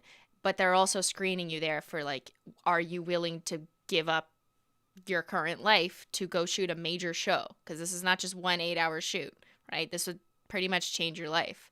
And they were planning a series out of it, or at least you had to commit to the first season. And I remember them telling my parents that we'd have to move out to Edmonton, just because I guess that's where they were planning on shooting the first season. I think eventually they moved back to Toronto, and I think, but I don't know because I wasn't in the room because I was a child. I'm pretty sure my parents basically told them no in a nice way because they didn't want that to actually happen to their lives, to my life, and it was kind of time to just quit. And that was the very last audition I ever did. Yeah. So, I mean, I'm not trying to say I didn't get the part because my parents said no. Like, I also probably didn't get the part because there was so many other talented young girls who were auditioning for this. And the part I was auditioning for was Emma, the blonde. She ended up being blonde, the character. I think it's Miriam was the actress, Miriam something. Ended up getting the part, and she did amazing. And honestly, when I watched that show, I remember thinking, like, I could not act like this. So it's a good thing that was not me. Because if I'm being really honest, acting is not something that comes naturally to me. I know that sounds weird coming from a YouTuber, but like, I'm not acting on YouTube. You know, I'm being a dork. I'm exaggerating. Sure, I'm having fun. I can put emphasis on things. But if you ask me to cry on demand and to emulate like a sensitive situation, which was a huge part of Degrassi shows, like the subject matters they would touch, there was like a lot of sensitive issues, teenagers growing up, parents, school, boys, all of that. Like, I don't think I honestly could have done it. It's very hard on you to do that as a young person, to act in those ways. And some of the situations they were put in to perform, like, some of them might have had their first kiss on screen. I don't think I could have handled that. So I'm kind of glad in retrospect that my life ended up the way that it did. I'm not mad, if that was your question, that I'm mad I didn't get the part. When my parents said, okay, you know, we think that's enough, and you're going to high school next year, and we don't want you to miss any school, because I definitely spent some time out of school to shoot these, right? They were shot during the week, the commercials. And then I spent time after school, instead of doing homework, going down to auditions. They didn't want the same thing to happen to me in high school. And it might have put me behind in terms of my grades and classes. And in high school, your grades and classes matter a lot more than when you're in grade school, because your high school grades count towards your university application. So my parents were definitely thinking ahead for that. And when they said, okay, we're kind of sick of this driving downtown, and we want you to be able to focus on school, I did not argue at all. I think other kids might have argued and said, no, I want to be an actor. You're crushing my dreams. Like, that was not me. I was like, okay, cool. I'm indifferent. I didn't care. I think secretly I was kind of relieved, kind of happy that I just didn't. It was exhausting driving down to auditions. I remember getting so car sick. I'm car sick to this day when I go on car rides for longer than an hour, because it just reminds me of that time. I don't know if that makes any sense, that you develop car sickness from being in a car for so long, but I feel like that happened to me. But yes, my parents made the decision that I was going to focus on school in high school and not be a child star. But every parent makes a different decision for their kids. Some kids really want to be actresses or actors when they grow up, right? So this isn't to reduce or I'm not shaming anyone who has, you know, aspirations to be an actress or an actor. I think that's a really aspirational thing that I admire. If definitely takes a talent. I personally did not feel like I had the talent or the passion to really perfect the art of acting.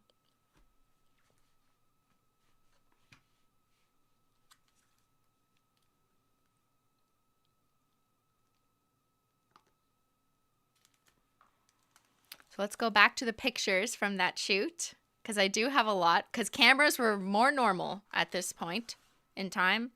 I was just checking to see if it said the year on the back. Sometimes it says the year, but I do. That's not what the Fib Finder said. Oh God, we're being haunted.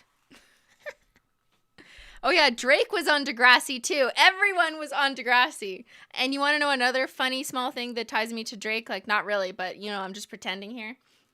Is Drake, in one of his music videos, he had a shot of him working at Shoppers Drug Mart in his like merchandising uniform. And Shoppers Drug Mart is the Walgreens or CVS of Canada. And I worked at Shoppers Drug Mart for like 5 years in high school. So every time I saw Drake's video on that, I was like, oh my God, I worked at the same place as you, not the same location, but whatever. Yeah, it's just weird. Why is this such a small world? So here's the girls from our sleepover that was only 8 hours during the day. So yeah, there's Cassie Steele. This girl, I don't remember her name, but I remember that she got the part as a friend of someone who was auditioning. They told us, this was like weird, but I remember them asking us to all bring a friend to the audition. I guess they were hoping to discover new, fresh talent. And she was the friend of someone, and she ended up getting the part. And this girl, her name is Erica, because I remember her because we were also in this commercial together. So we were kind of friends. I don't know, like, I'm making it seem like there was a small roster of girls that were kind of repeating between the toy commercials of the times, but like that's not true. Like there was thousands probably of girls in the Toronto area auditioning for things, but it's just such a small world that we ended up in 3 of the same commercials, 2 Furbies and then 1 Fib Finder. And I think this was maybe a year or 2 apart.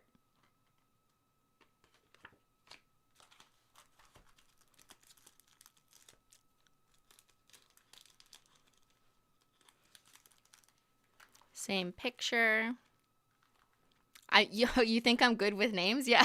I remember a lot of these girls' names for some reason, except hers. I wish I could. I feel like it was Robin. I think I might be making that up because she kind of looks like Robin, the singer from that time. But yeah, that was definitely Erica. Erica, Cassie Steele. Well, Cassie's famous, so that's different. Actually, I wonder if Erica's famous. I'm going to Google her. But before I... Hold on, let me Google her before, so I just don't expose her in case she's a private citizen.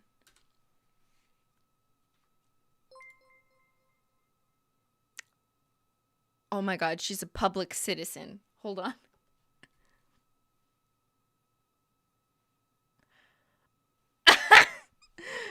Wait a second. That's her. I remembered her last name. I just didn't want to say it in case she was actually, like, you know, not a public figure. But she's a public figure, and she's a journalist for Global News. Holy shit. Erica, what up? Haven't seen you in 15 years, but you look good. Global News is like I don't know. I don't want to compare news stations, but it's a major news station in Canada. Oh my God, shout out to you for being so successful. That's amazing. That's so cool. Look at this. Journalist with Global News Toronto, host, creator of podcast What Happened To? What happened to the Fib Finder? I would follow her, but I'm not signed into my account. I'm going to follow her after this. Wow, that is such a tiny world. Please don't go, like, say things. I feel, like, bad if she's going to be not expecting this. But that she is a public figure. That's just so cool. Okay, now who wants me to collab with Erica? Collab with Erica and Cassie Steele and Melissa. It's the Fib Finder Furby collab.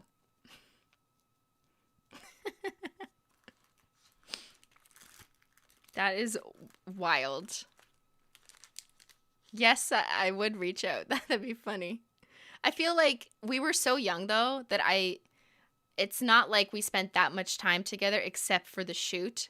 But when you spend those 8 hours together, you remember that, I guess. And it was a pretty unique experience to be a child actress. So not all of our friends, and I'm assuming her friends, understood that either. Like what it was like to go on set for 8 hours and drive all the time to auditions.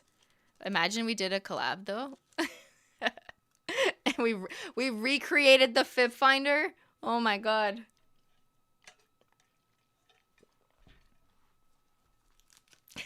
Okay. All right, Erica, if you're watching, I'll DM you.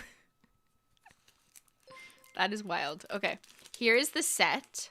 I always find set pictures so interesting. But, of course, this picture kind of sucks. But here's an example of a set that wasn't someone's house. They had to build this in a studio. And it was just like a fake wall and a light there to pretend like the sun was coming in. It's not the best picture, but it was a cool ass set. I wished it was my bedroom.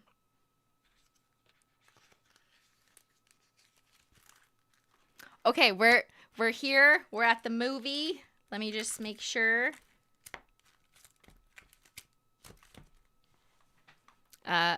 Kaylina asked, did you ever argue with other kids on set? Not that I remember. I don't ever remember getting into a disagreement with anyone. Like, I think I don't know. Someone else would have to tell me this about myself. But I think I was pretty easy to work with as a kid on set. Like, I was pretty easygoing and would just listen to whatever they told me to do.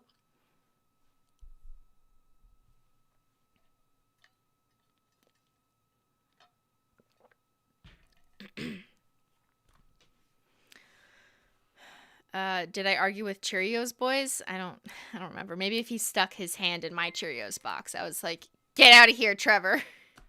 Trevor, I don't remember Trevor's last name, but his name was definitely Trevor.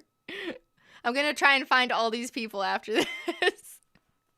Okay, this was the last thing I ever filmed as a child actress. I was 12 or 13 at the time. My hair had grown a little bit longer. And, you know, my style had greatly improved. Wardrobe decided that I was fit like a lady. This was for the one movie I did before I quit this life altogether. This is... what is this furniture? So I'm sitting in a trailer that was my assigned trailer because when you were a kid at the time, I remember the rules were that if you were to be on set for 2 weeks or more, the production company had to legally assign you a tutor so that you didn't get too far behind in school. So I think there's a picture in here of me studying. Yep, there it is. I've got my calculator and I've got my math textbook. And I've got an InStyle magazine over here. And I remember those glasses were the tutor who was assigned to me. Like, it was just kind of a stand-in tutor. It's not like I had a real teacher. They were just supposed to help you with your homework that you got from your actual public school. So I was still in school. I didn't quit school, just to be clear. But I had, you know, tests and exams and quizzes just like any kid did. And you had to read certain chapters from a textbook. So I would tell my tutor that was assigned to me, like, this is what I'm supposed to do for the next 2 weeks. And then she was supposed to, like, her job was literally to make sure that I was going through it.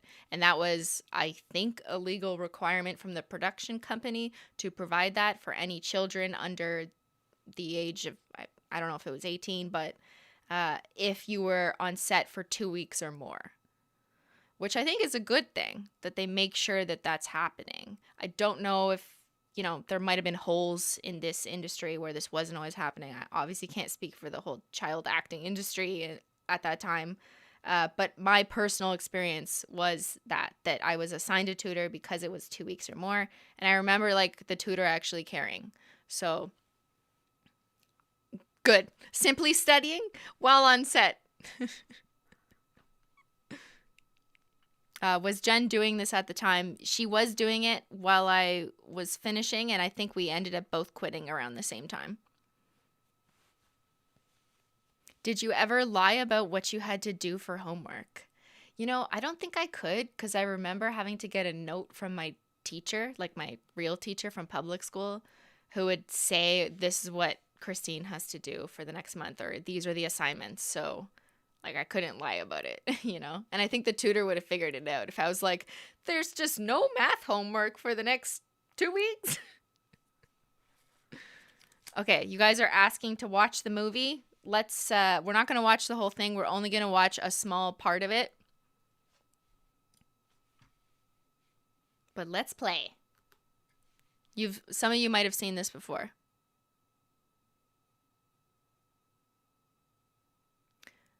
So this is me in the reflection, by the way, filming this movie with my iPhone at the time. And before I play it, I just want to mention a bit of a content warning. Although I did clip those clips out, the premise of the story is based in like 1909, where they're like, I don't even know if I should say it, because saying it is enough to upset, and understandably so. But it's a historical piece about racism, and there was a lynching in the video itself and in my scene. So I'm not going to show that part. I'm just going to show the part before where you see me just like in a car with my fake parents. But I just want to let you know that if you do look this movie up, there is that scene in that movie. And it's really weird thinking back about that. Because I don't remember being explained the significance of that when I was 12 doing this. I don't know if they chose not to explain it to me because I was a kid and they were like, just don't tell her anything. Or, you know, if they just didn't know how to go about it. But yeah, like it's kind of messed up thinking back to what was actually in the movie. We're not watching that part. Also, it's a bad movie in general. Like, it's so bad, I couldn't even finish the movie. And I'm only in the first, like, 10 minutes or so.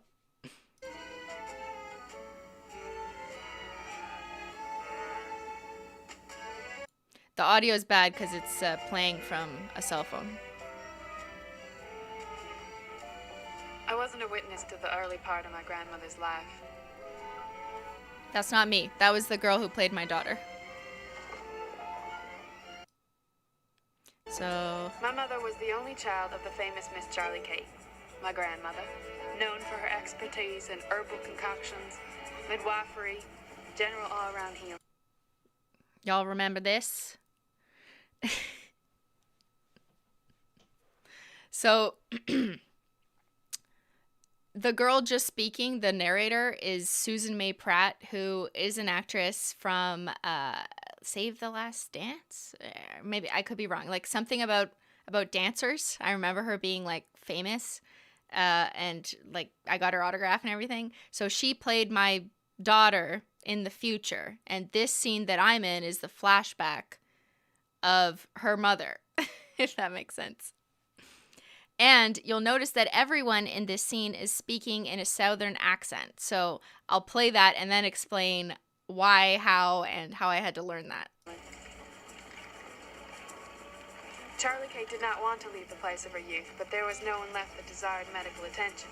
Those that were in need committed suicide instead of paying a nickel. She tried practicing for free, but no one understood that concept. My grandmother's family was not leaving poor. She had cured the richest man in the county of syphilis, and in exchange for his health, he promised to remember her in his will. Not a year later, he walked in front of a chicken truck and fell over dead. He kept his word. My grandmother... My dad was so excited about this because this car is like some classic from 1909, and it was the actual car or something. I don't know. I just remember him carrying. Packard touring car. We were actually driving in a car, though. That was pretty cool. Her know-how. The opportunity came much quicker than she had imagined. Stop the car! My grandmother had suspected for a long time that Wait she'd for married it. an You guys Indian. know what's coming. That confirmed all of her suspicions. What I ought to do is make a chain for her. Who was that man? No one you need to think of.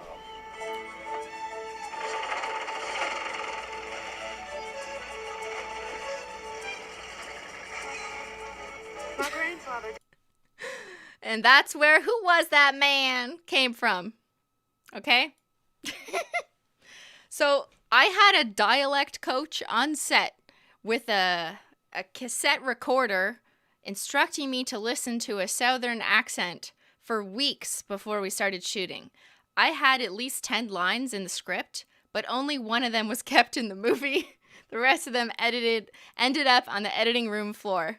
I guess they didn't like my accent. But yeah, I was trained by a dialect coach to speak like this because everyone in the role was supposed to be from the South, and that Who Was That Man? Like, I remember, I'm 12, you know, I don't really understand accents and the best way to do them, but I had a literal coach instruct me to do that, and I feel like that kind of Southern twang has stuck with me ever since. So when people ask me, like, why do you say, see y'all later, bye?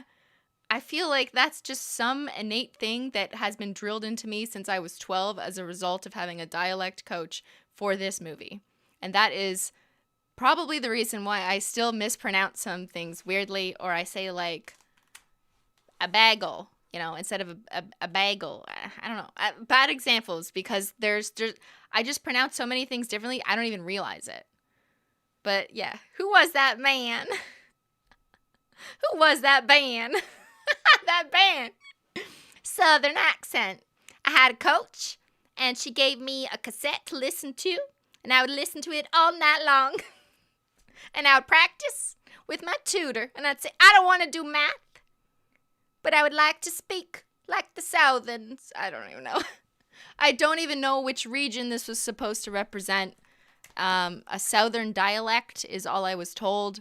And, you know, when you're a kid, you just try and follow instructions, especially on a major production like this. This was a movie, so this was like a big deal. There was a whole car. There was the cameras they were filming with were on like a dolly. Like, it was the biggest set that I had been on and the biggest production.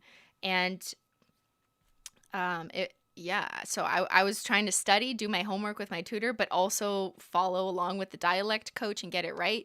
And I remember for like weeks on end prepping for the role, I would just talk in this accent at home and like annoy my parents and my sister. And I'm still not good at that accent, I know. Where in Canada was this filmed? It was filmed in Mississauga, I think. Like out in the boonies of Mississauga. Like clearly there's like absolutely nothing here. I don't know if the whole movie was filmed there, but I remember this long dirt road was like way out of town for sure. It's southern. I don't know. I never mastered it apparently. That's where the taco. Yes, that's right, Melon. I guess that's why I also mispronounce taco or top coat. Because whenever I would say, and now we're going to add a hollow top coat, it sounded like taco because I'm like, it's time to go, y'all. Like, I don't know.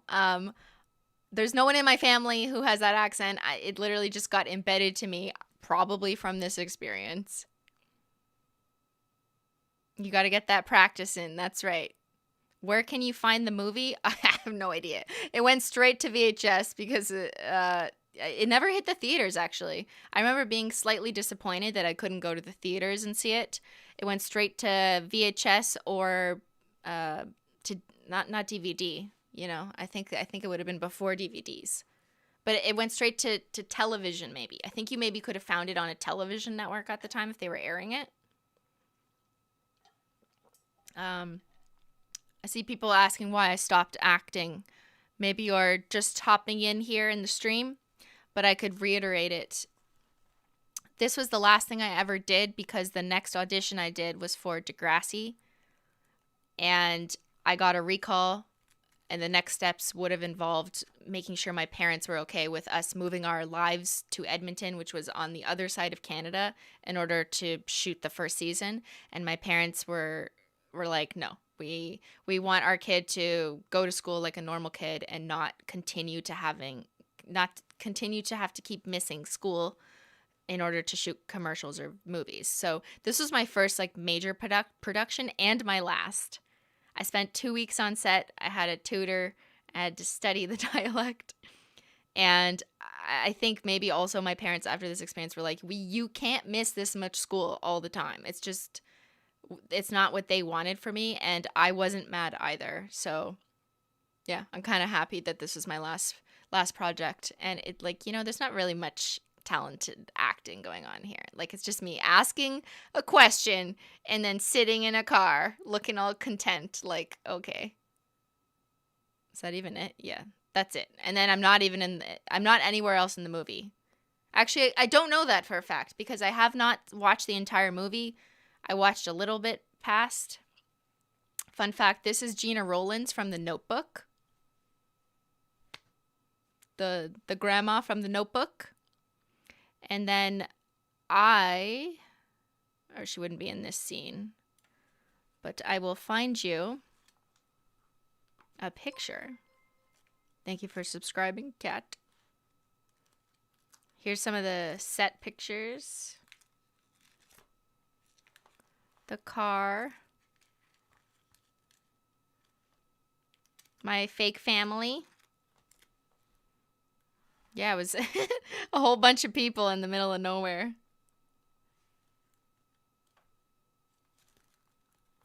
And I think this might have been like a producer or something. This was the director. The director was dating Mimi Rogers or married to Mimi Rogers.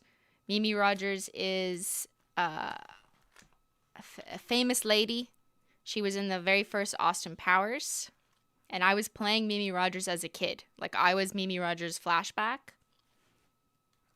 There's me in the car. My dad likes this picture.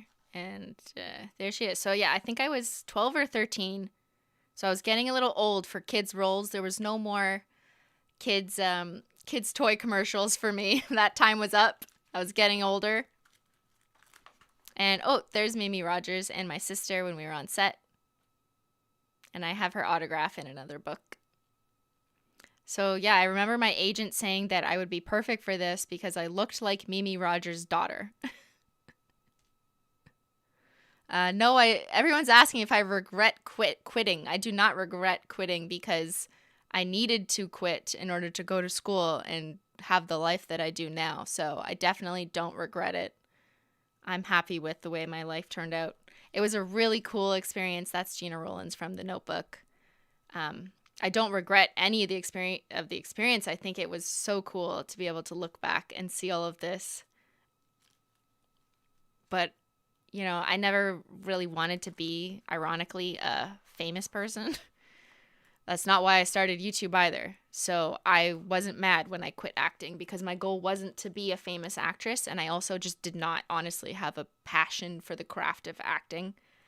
This was the author and her kids, the author of the book of the story that the movie was based on, and my sister. So because this was like a 2-week shoot for my part, like my whole family came with me because we had to drive out to Mississauga, which was like, I don't know, 2 hours or something from where I lived. So it was like a big deal to pick up your family with kids, take them out of school, and move around. So it's a lot more to consider than just like a one-day commercial shoot. And that's when things got kind of more serious and why we ultimately stopped. There's Susan May Pratt. Center Stage, someone had commented. Yes, she was in Center Stage, which was a huge movie when I was a teenager, so I really looked up to her.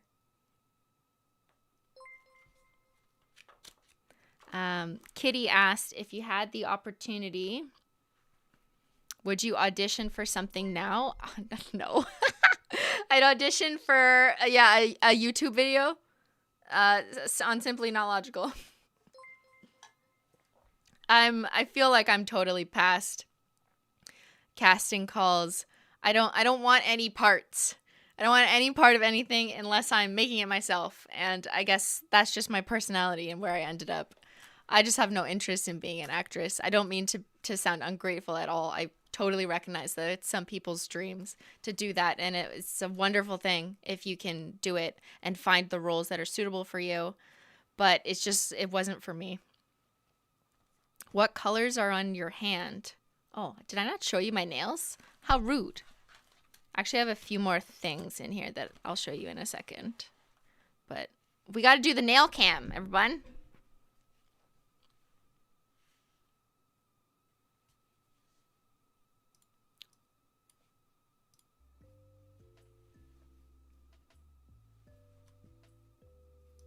Sorry, just putting some music back. So here I am wearing electrostatic and solar unicorn skin. And you can see it kind of shifts. So we did this in last week's stream, if you recall. When I was doing the wheel picker that was picking my manicure. We did...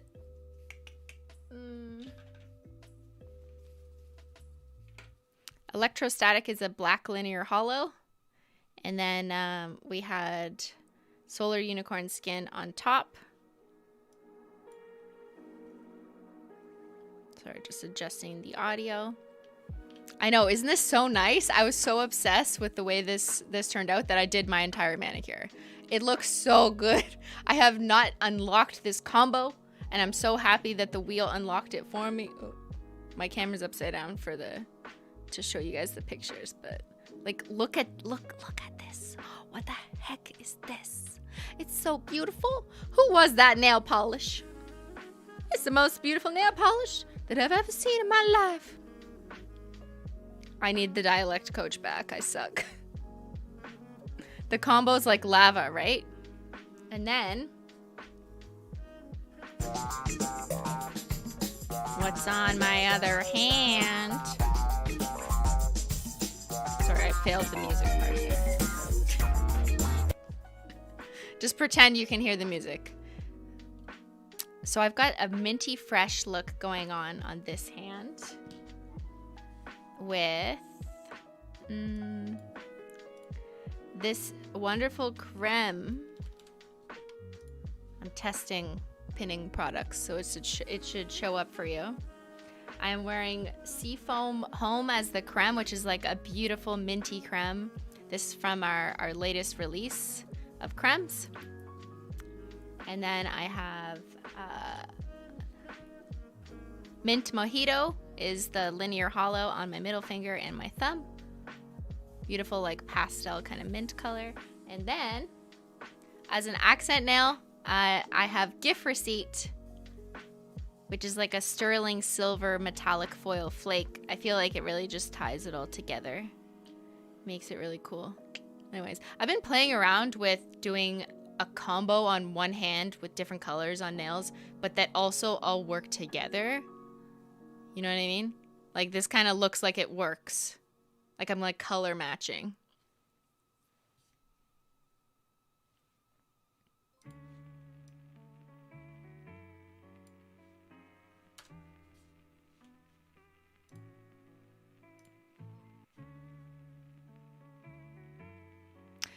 You know, I don't think these necessarily work together, but my hands never match. That's just me, baby.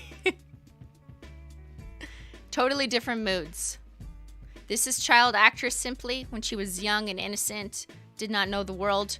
And this is now Simply, seasoned on YouTube and has seen it all.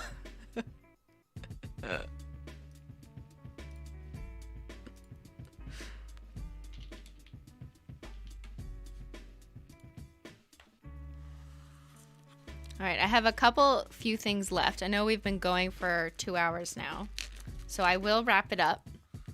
But there's just I did too much shit as a kid. It appears.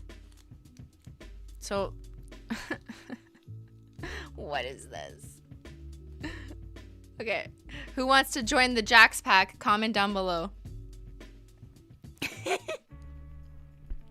This was a commercial for an Apple Jacks cereal. I do not have video, but I remember them saying that they wanted to use the footage for their new internet website, which was like a whole new thing, and they had this brilliant idea to create a Jax pack where they would take all the kids in the commercial and like put them on the website so people could click and like find out who was in the Jax pack. And I think this was the beginning of influencer marketing strategies. And this is the face they used. Okay? Do you want to be in the Jax pack? Are you sure you want to be in the Jax pack? I'm not so sure. Yeah, I printed this. That's why it's grainy, because I printed this off the internet with my, 200 dots per inch printer at the time. That's why it has scan lines. I remember her name was Patricia. Why do I remember this? I don't remember the boy's name, so... Anyway, so I was also in an Apple Jacks commercial. And then the last thing I have here is the one and only photo shoot I did for a billboard. So I mostly did commercials, like a video. But I did one billboard for Chatelaine magazine, which was a big Canadian magazine. I don't really think they're in circulation anymore, but they were really big if you were like a housewife in 2002. Okay, Chatelaine magazine, you needed to get that to know how to decorate your kitchen. And the funny story behind this one is that they were looking for a girl who looked sick, and I got the part. I don't even remember the context because this is just a proof shot from set. It's not the actual ad. I don't have the ad. I don't even remember what the ad looked like. But yeah, they wanted a girl who looked sick. And I won. Maybe I was sick of acting, I'm like, okay, we're done here. Where's my check? And I'm out. Yeah, I look like I need tea. Emily, the nurse, said, what a weird request. Well, I guess it's not a weird request depending on the ad. Like, I just unfortunately can't remember the context. Maybe it was an ad for getting the flu shot. Maybe it was an ad for... I don't really know what it was an ad for, but yeah, I was supposed to be sick. So there you have it. I made it's one of my acting accolades, is looking sick and pulling out boogers from sneezing Louie's nose. Oh, just some more headshots. And that's it. That's my book of commercials that I've kept intact since 1998 when I was a fetus and I filmed my very first Furby commercial. And yeah, it's just wild that I keep everything, which I'm glad that I do, so I can, look back on things like this. I feel like the next question will be, can you do this with your high school books? And the answer is absolutely not, because those include private citizens. These include children at the time who are all like 30 now, but their parents obviously consented to them being on video and film, so I feel like it's not so much of a violation, and I just don't want to put people in my high school or my own, personal identity circle on blast. But this was a really fun history lesson that I could share, and I hope you guys enjoyed it. Maybe I'll look at the chat for questions now. Thank you guys for sticking around, hearing my long-ass childhood story.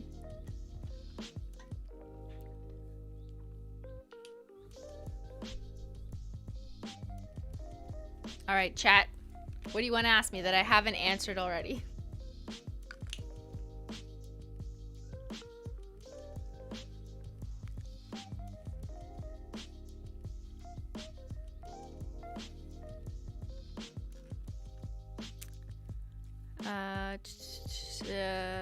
What do you think? What do you think? Okay.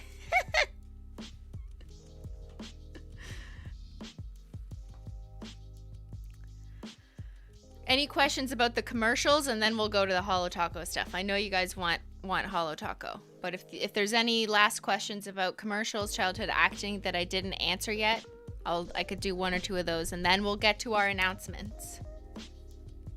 I hear you on the Holo Taco stuff. Give me 5 minutes. Let me wrap up the commercials.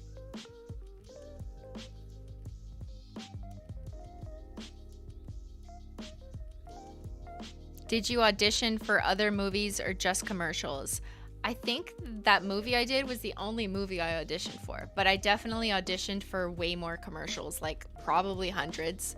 I just have a really bad memory, and it's kind of hard to quantify, but I maybe got 10 commercials, but I auditioned for like hundreds.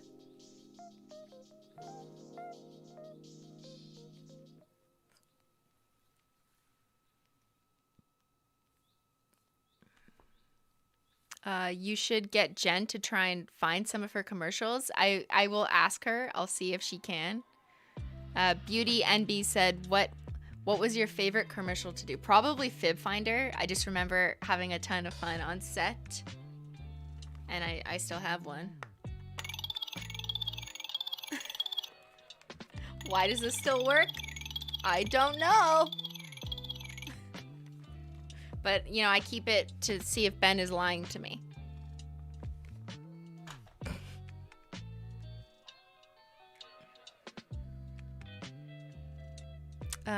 Amanda said, wait, you don't know what the shoot would be all of the time? So whenever I got a part in a commercial, when I got the part after the audition, they would call my agent, who would call my parents and tell them that I got the part. And then they would say, like, what exactly it is, what you're doing, and when and where you have to be. So you would know in advance what commercial you got.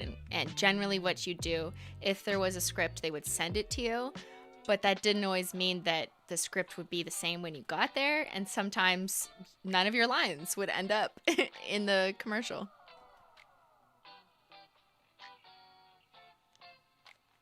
Would you put Menchie and Zyler in commercials? You know, I already do. I put them on YouTube, put them on Instagram, and I consider that a commercial for their beauty. Animal Cupcake asks, do you think you would have made it if you stayed as an actress? If you would have made it big. No, because I'm not a good actress. Like, I'm just not good. I feel like the only thing I'm okay at is, you know, looking excited and stuff, but that's not good range. I would not be able to show like deep emotion, get upset, cry, show anguish and angst. I don't think I can fake that. I'm just really bad at that. But I could, you know, I could smile. That's my range. That's all I got for you. Do I win an Oscar?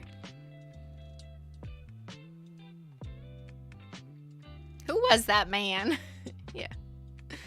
I can smile and do a terrible southern dialect. That's it.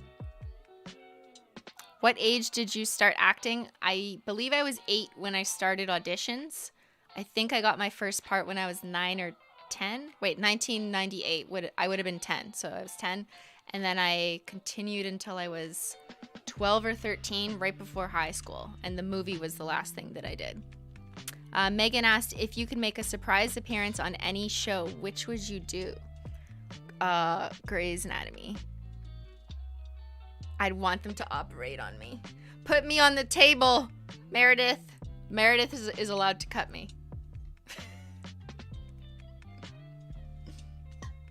Can Ben act, though? I don't think so. I don't think Ben would ever consider himself an actor. And I do not consider myself an actress, even as like a kid. I feel like there's a lot of kids who could have been actors or child actors, because it doesn't take much when you're acting in a toy commercial to look like you're enjoying yourself. Like, it's really not that hard. I think for most kids, the challenge is like, will they behave and follow instruction? And from my memory, that was often more what the director or producers or casting agents were looking for. Is because, like, of course a kid can, you know, look like they're having fun. But are they going to listen to you? Are they going to stop? Are they going to follow direction? And that's probably the biggest struggle with using kids or casting kids and things is that you have to remember they are children who aren't always going to listen to you. Favorite actress you acted with? Well, I didn't act with many. Well, actually, that's not true. Well, I can't pick a favorite. How about I just list you all the people who became actors or actresses that I've worked with? Cassie Steele from Degrassi, who played Manny.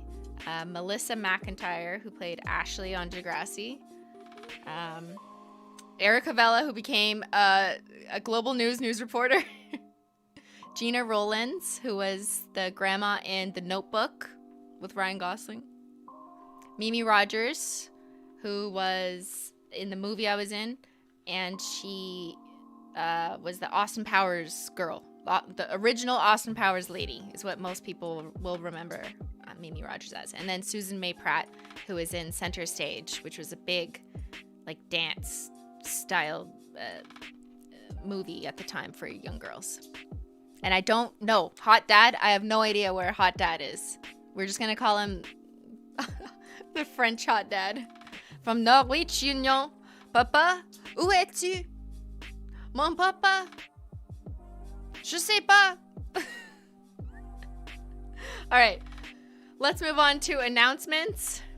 You can't believe you're on my live, but better believe it. All right, we've got some announcements that I would like to make that I know you've all been waiting here for. Thank you for your patience if you've waited 2 hours and 16 minutes to hear this. And if you're watching this later, I hope you've enjoyed, cooking, doing your nails, at work, typing, writing an essay, doing your homework, whatever it is that you do while you turn on a stream. I love doing two things at once, so I always play a stream while I am doing something else. And I think that's really cool if you are also doing something else as you're listening to me. So announcement number 1 is Discord. We'll get to Holo Taco next. I would like to announce that we have officially started a Simply Nailogical Discord server, which is very exciting if you know what Discord is. Comment. Actually, I'm going to do a poll. Let's do a poll. Do you Discord? And it's going to be yes or no. All right, I'm posting a poll. Please respond to the poll at your earliest convenience, as this is a live stream. Sorry, I should have said that in Southern. Please answer the poll, y'all. What is that? That's like a British Southern. Guys, I don't know. I need another coach. Okay. Discord is like a chat room for people with hobbies or other things in common where they get to like hang out in the same space, and it's not about work. So maybe if you are currently working or in school, maybe you've used things like Slack or Microsoft Teams or other different types of instant messaging platforms so you can better communicate with your coworkers or people from your class. It's like that, but it's more fun. And there's a bunch of chat threads that you can join in on for different topics. So it's more known in the gaming industry. Like a lot of gamers will have a Discord server so that, you know, people can hop on and sometimes game together. They use it for that kind of stuff. I'm just going to end the poll so we can show the results. And what do we got? What do we got? Oh, so more than a third of you do not Discord. Okay, we're going to have to do a quick tutorial. Very quick.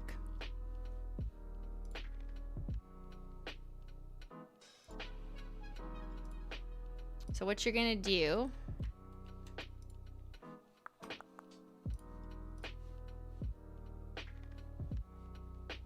is I'm going to drop a link.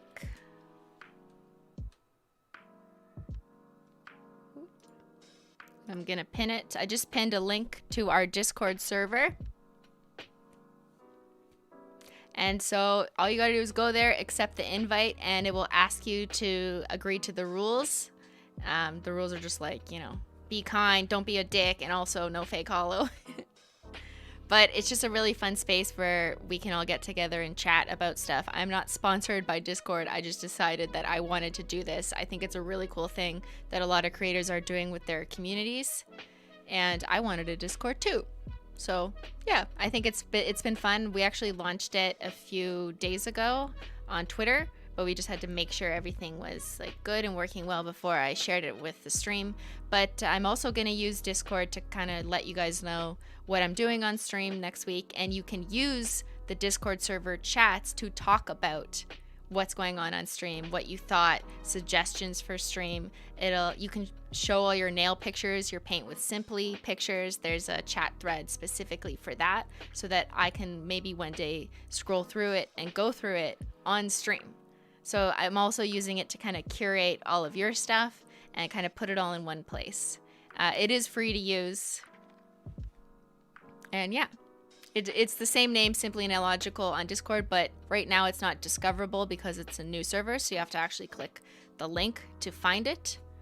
But yeah, everyone is welcome, and after the stream, I'll be hopping on Discord to say hello to everyone in the chat.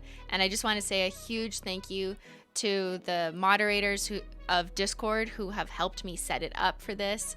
They've worked so hard to create such a fun space with different channels, with different bots that do different things. We have so many like emojis, like custom emojis of like Menchie, Zyler, me, Ben, and it's just really cool. So it's an app you can use on your phone, or you can use it on desktop, either or. But you know, it's a great place to hang out. And I already see people in the chat saying that it's been amazing to connect with more people in the community. Yeah. So shout out to the Discord mods.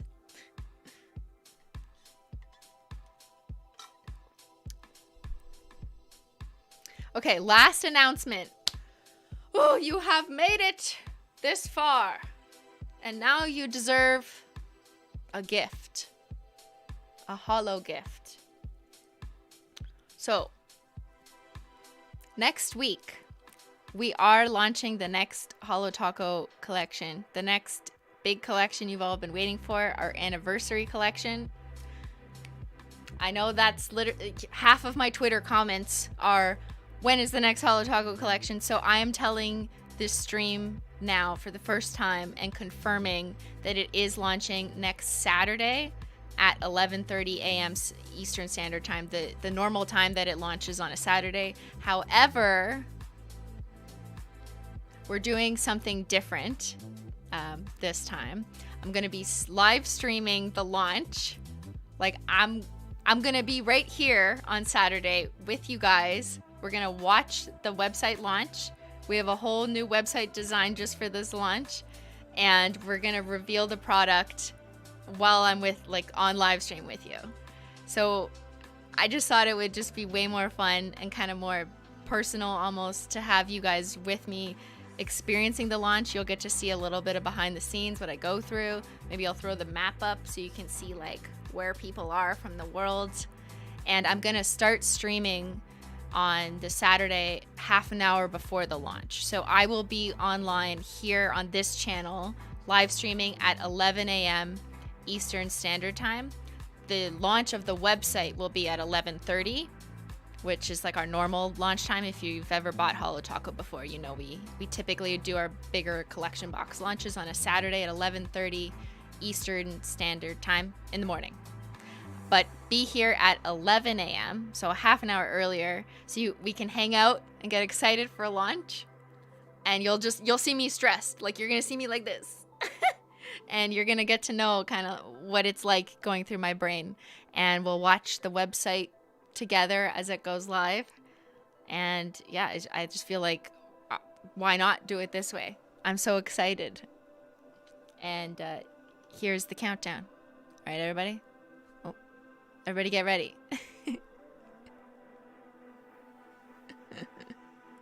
5 days, 16 hours, 5 minutes from now. Holo Taco launch. Be there. Or be no holo. I will confirm the times on socials.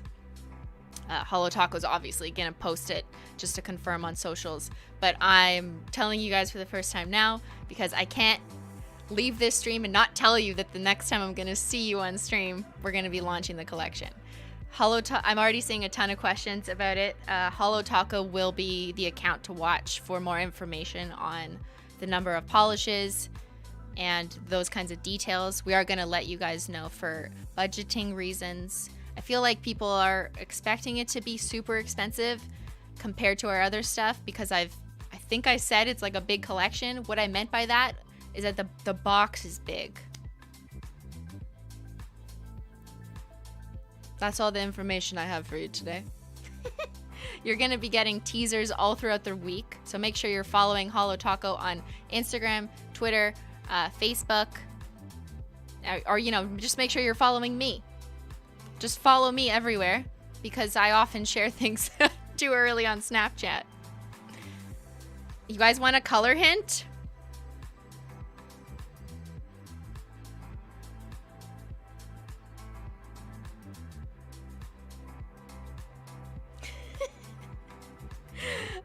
There's people talking in the Discord. I've already seen them speculating on what it is. You know, some of them are pretty good guesses. There's a thread called Holo Taco Detectives. Or, yeah, something like that. There's Holo Taco Ideas, Holo Taco Chat, Holo Taco Detectives. You guys are guessing some right things, but you're also guessing some wrong things. What's it gonna be?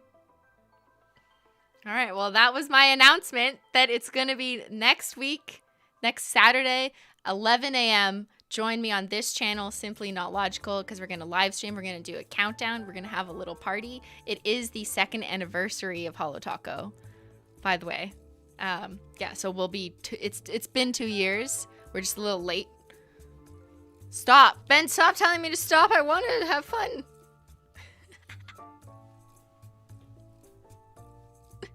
Poor Ben, I know.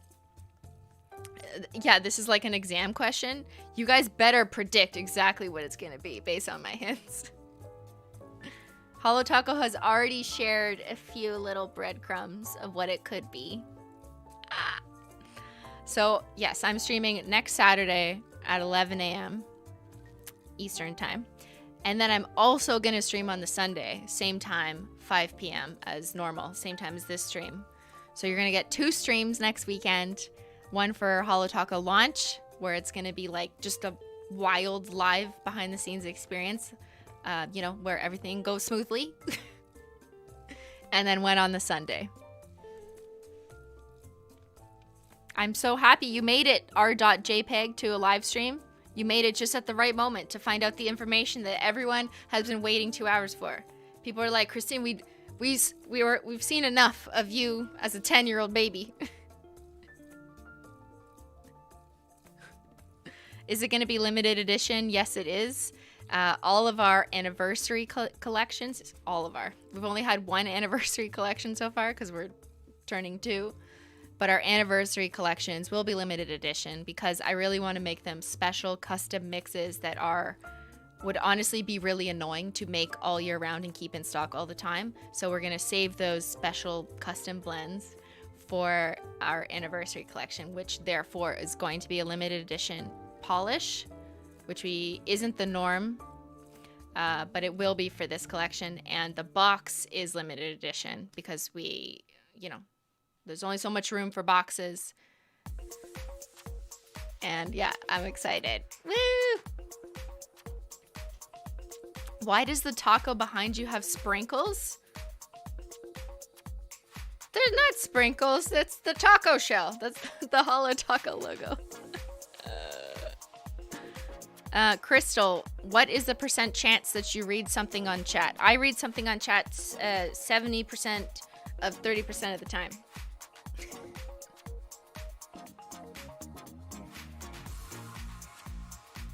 Did you take into consideration the fact that more people can order it now? Yes, we did. If you have noticed that our last few collection boxes, we did not sell out in 45 minutes, which is good news because that means that people have more time to get it. I will say though that that doesn't mean that we're gonna carry a collection forever. We do have a limited amount of stock, but we did make a point to order a lot more, especially for this anniversary collection, knowing that it's limited edition. So I really, you know, as much as I think it's smart to get ahead of the game and like try and get your order in, I also don't want people to feel like they have to quit their job on the day of launch in order to submit their order. Like, I think we're gonna be kind of okay, but I also don't recommend waiting a week. You know what I mean? Because like, it's hard to predict, but based on past launches, I don't think it would be around that long, is all I can say. But the best piece of advice is get it as soon as you can.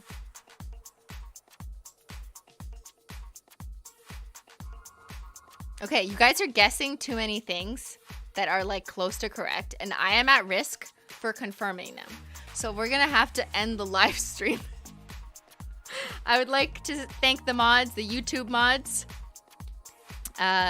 We've got Melon Nail Art, Procrastination, and Holo Combo. Thank you guys again for modding. It's been great to see all the hype in the chat. And if you guys are free after this live stream, anyone in the chat, if you want to hang out, you can head over to the Simply Discord server, and we can use that space to hang out outside stream or just whenever.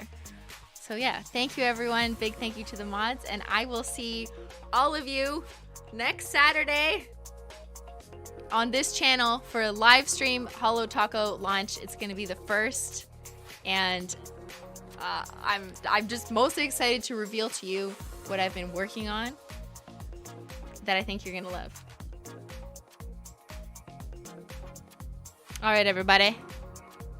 Thanks so much for watching. And I'll see y'all later. Bye.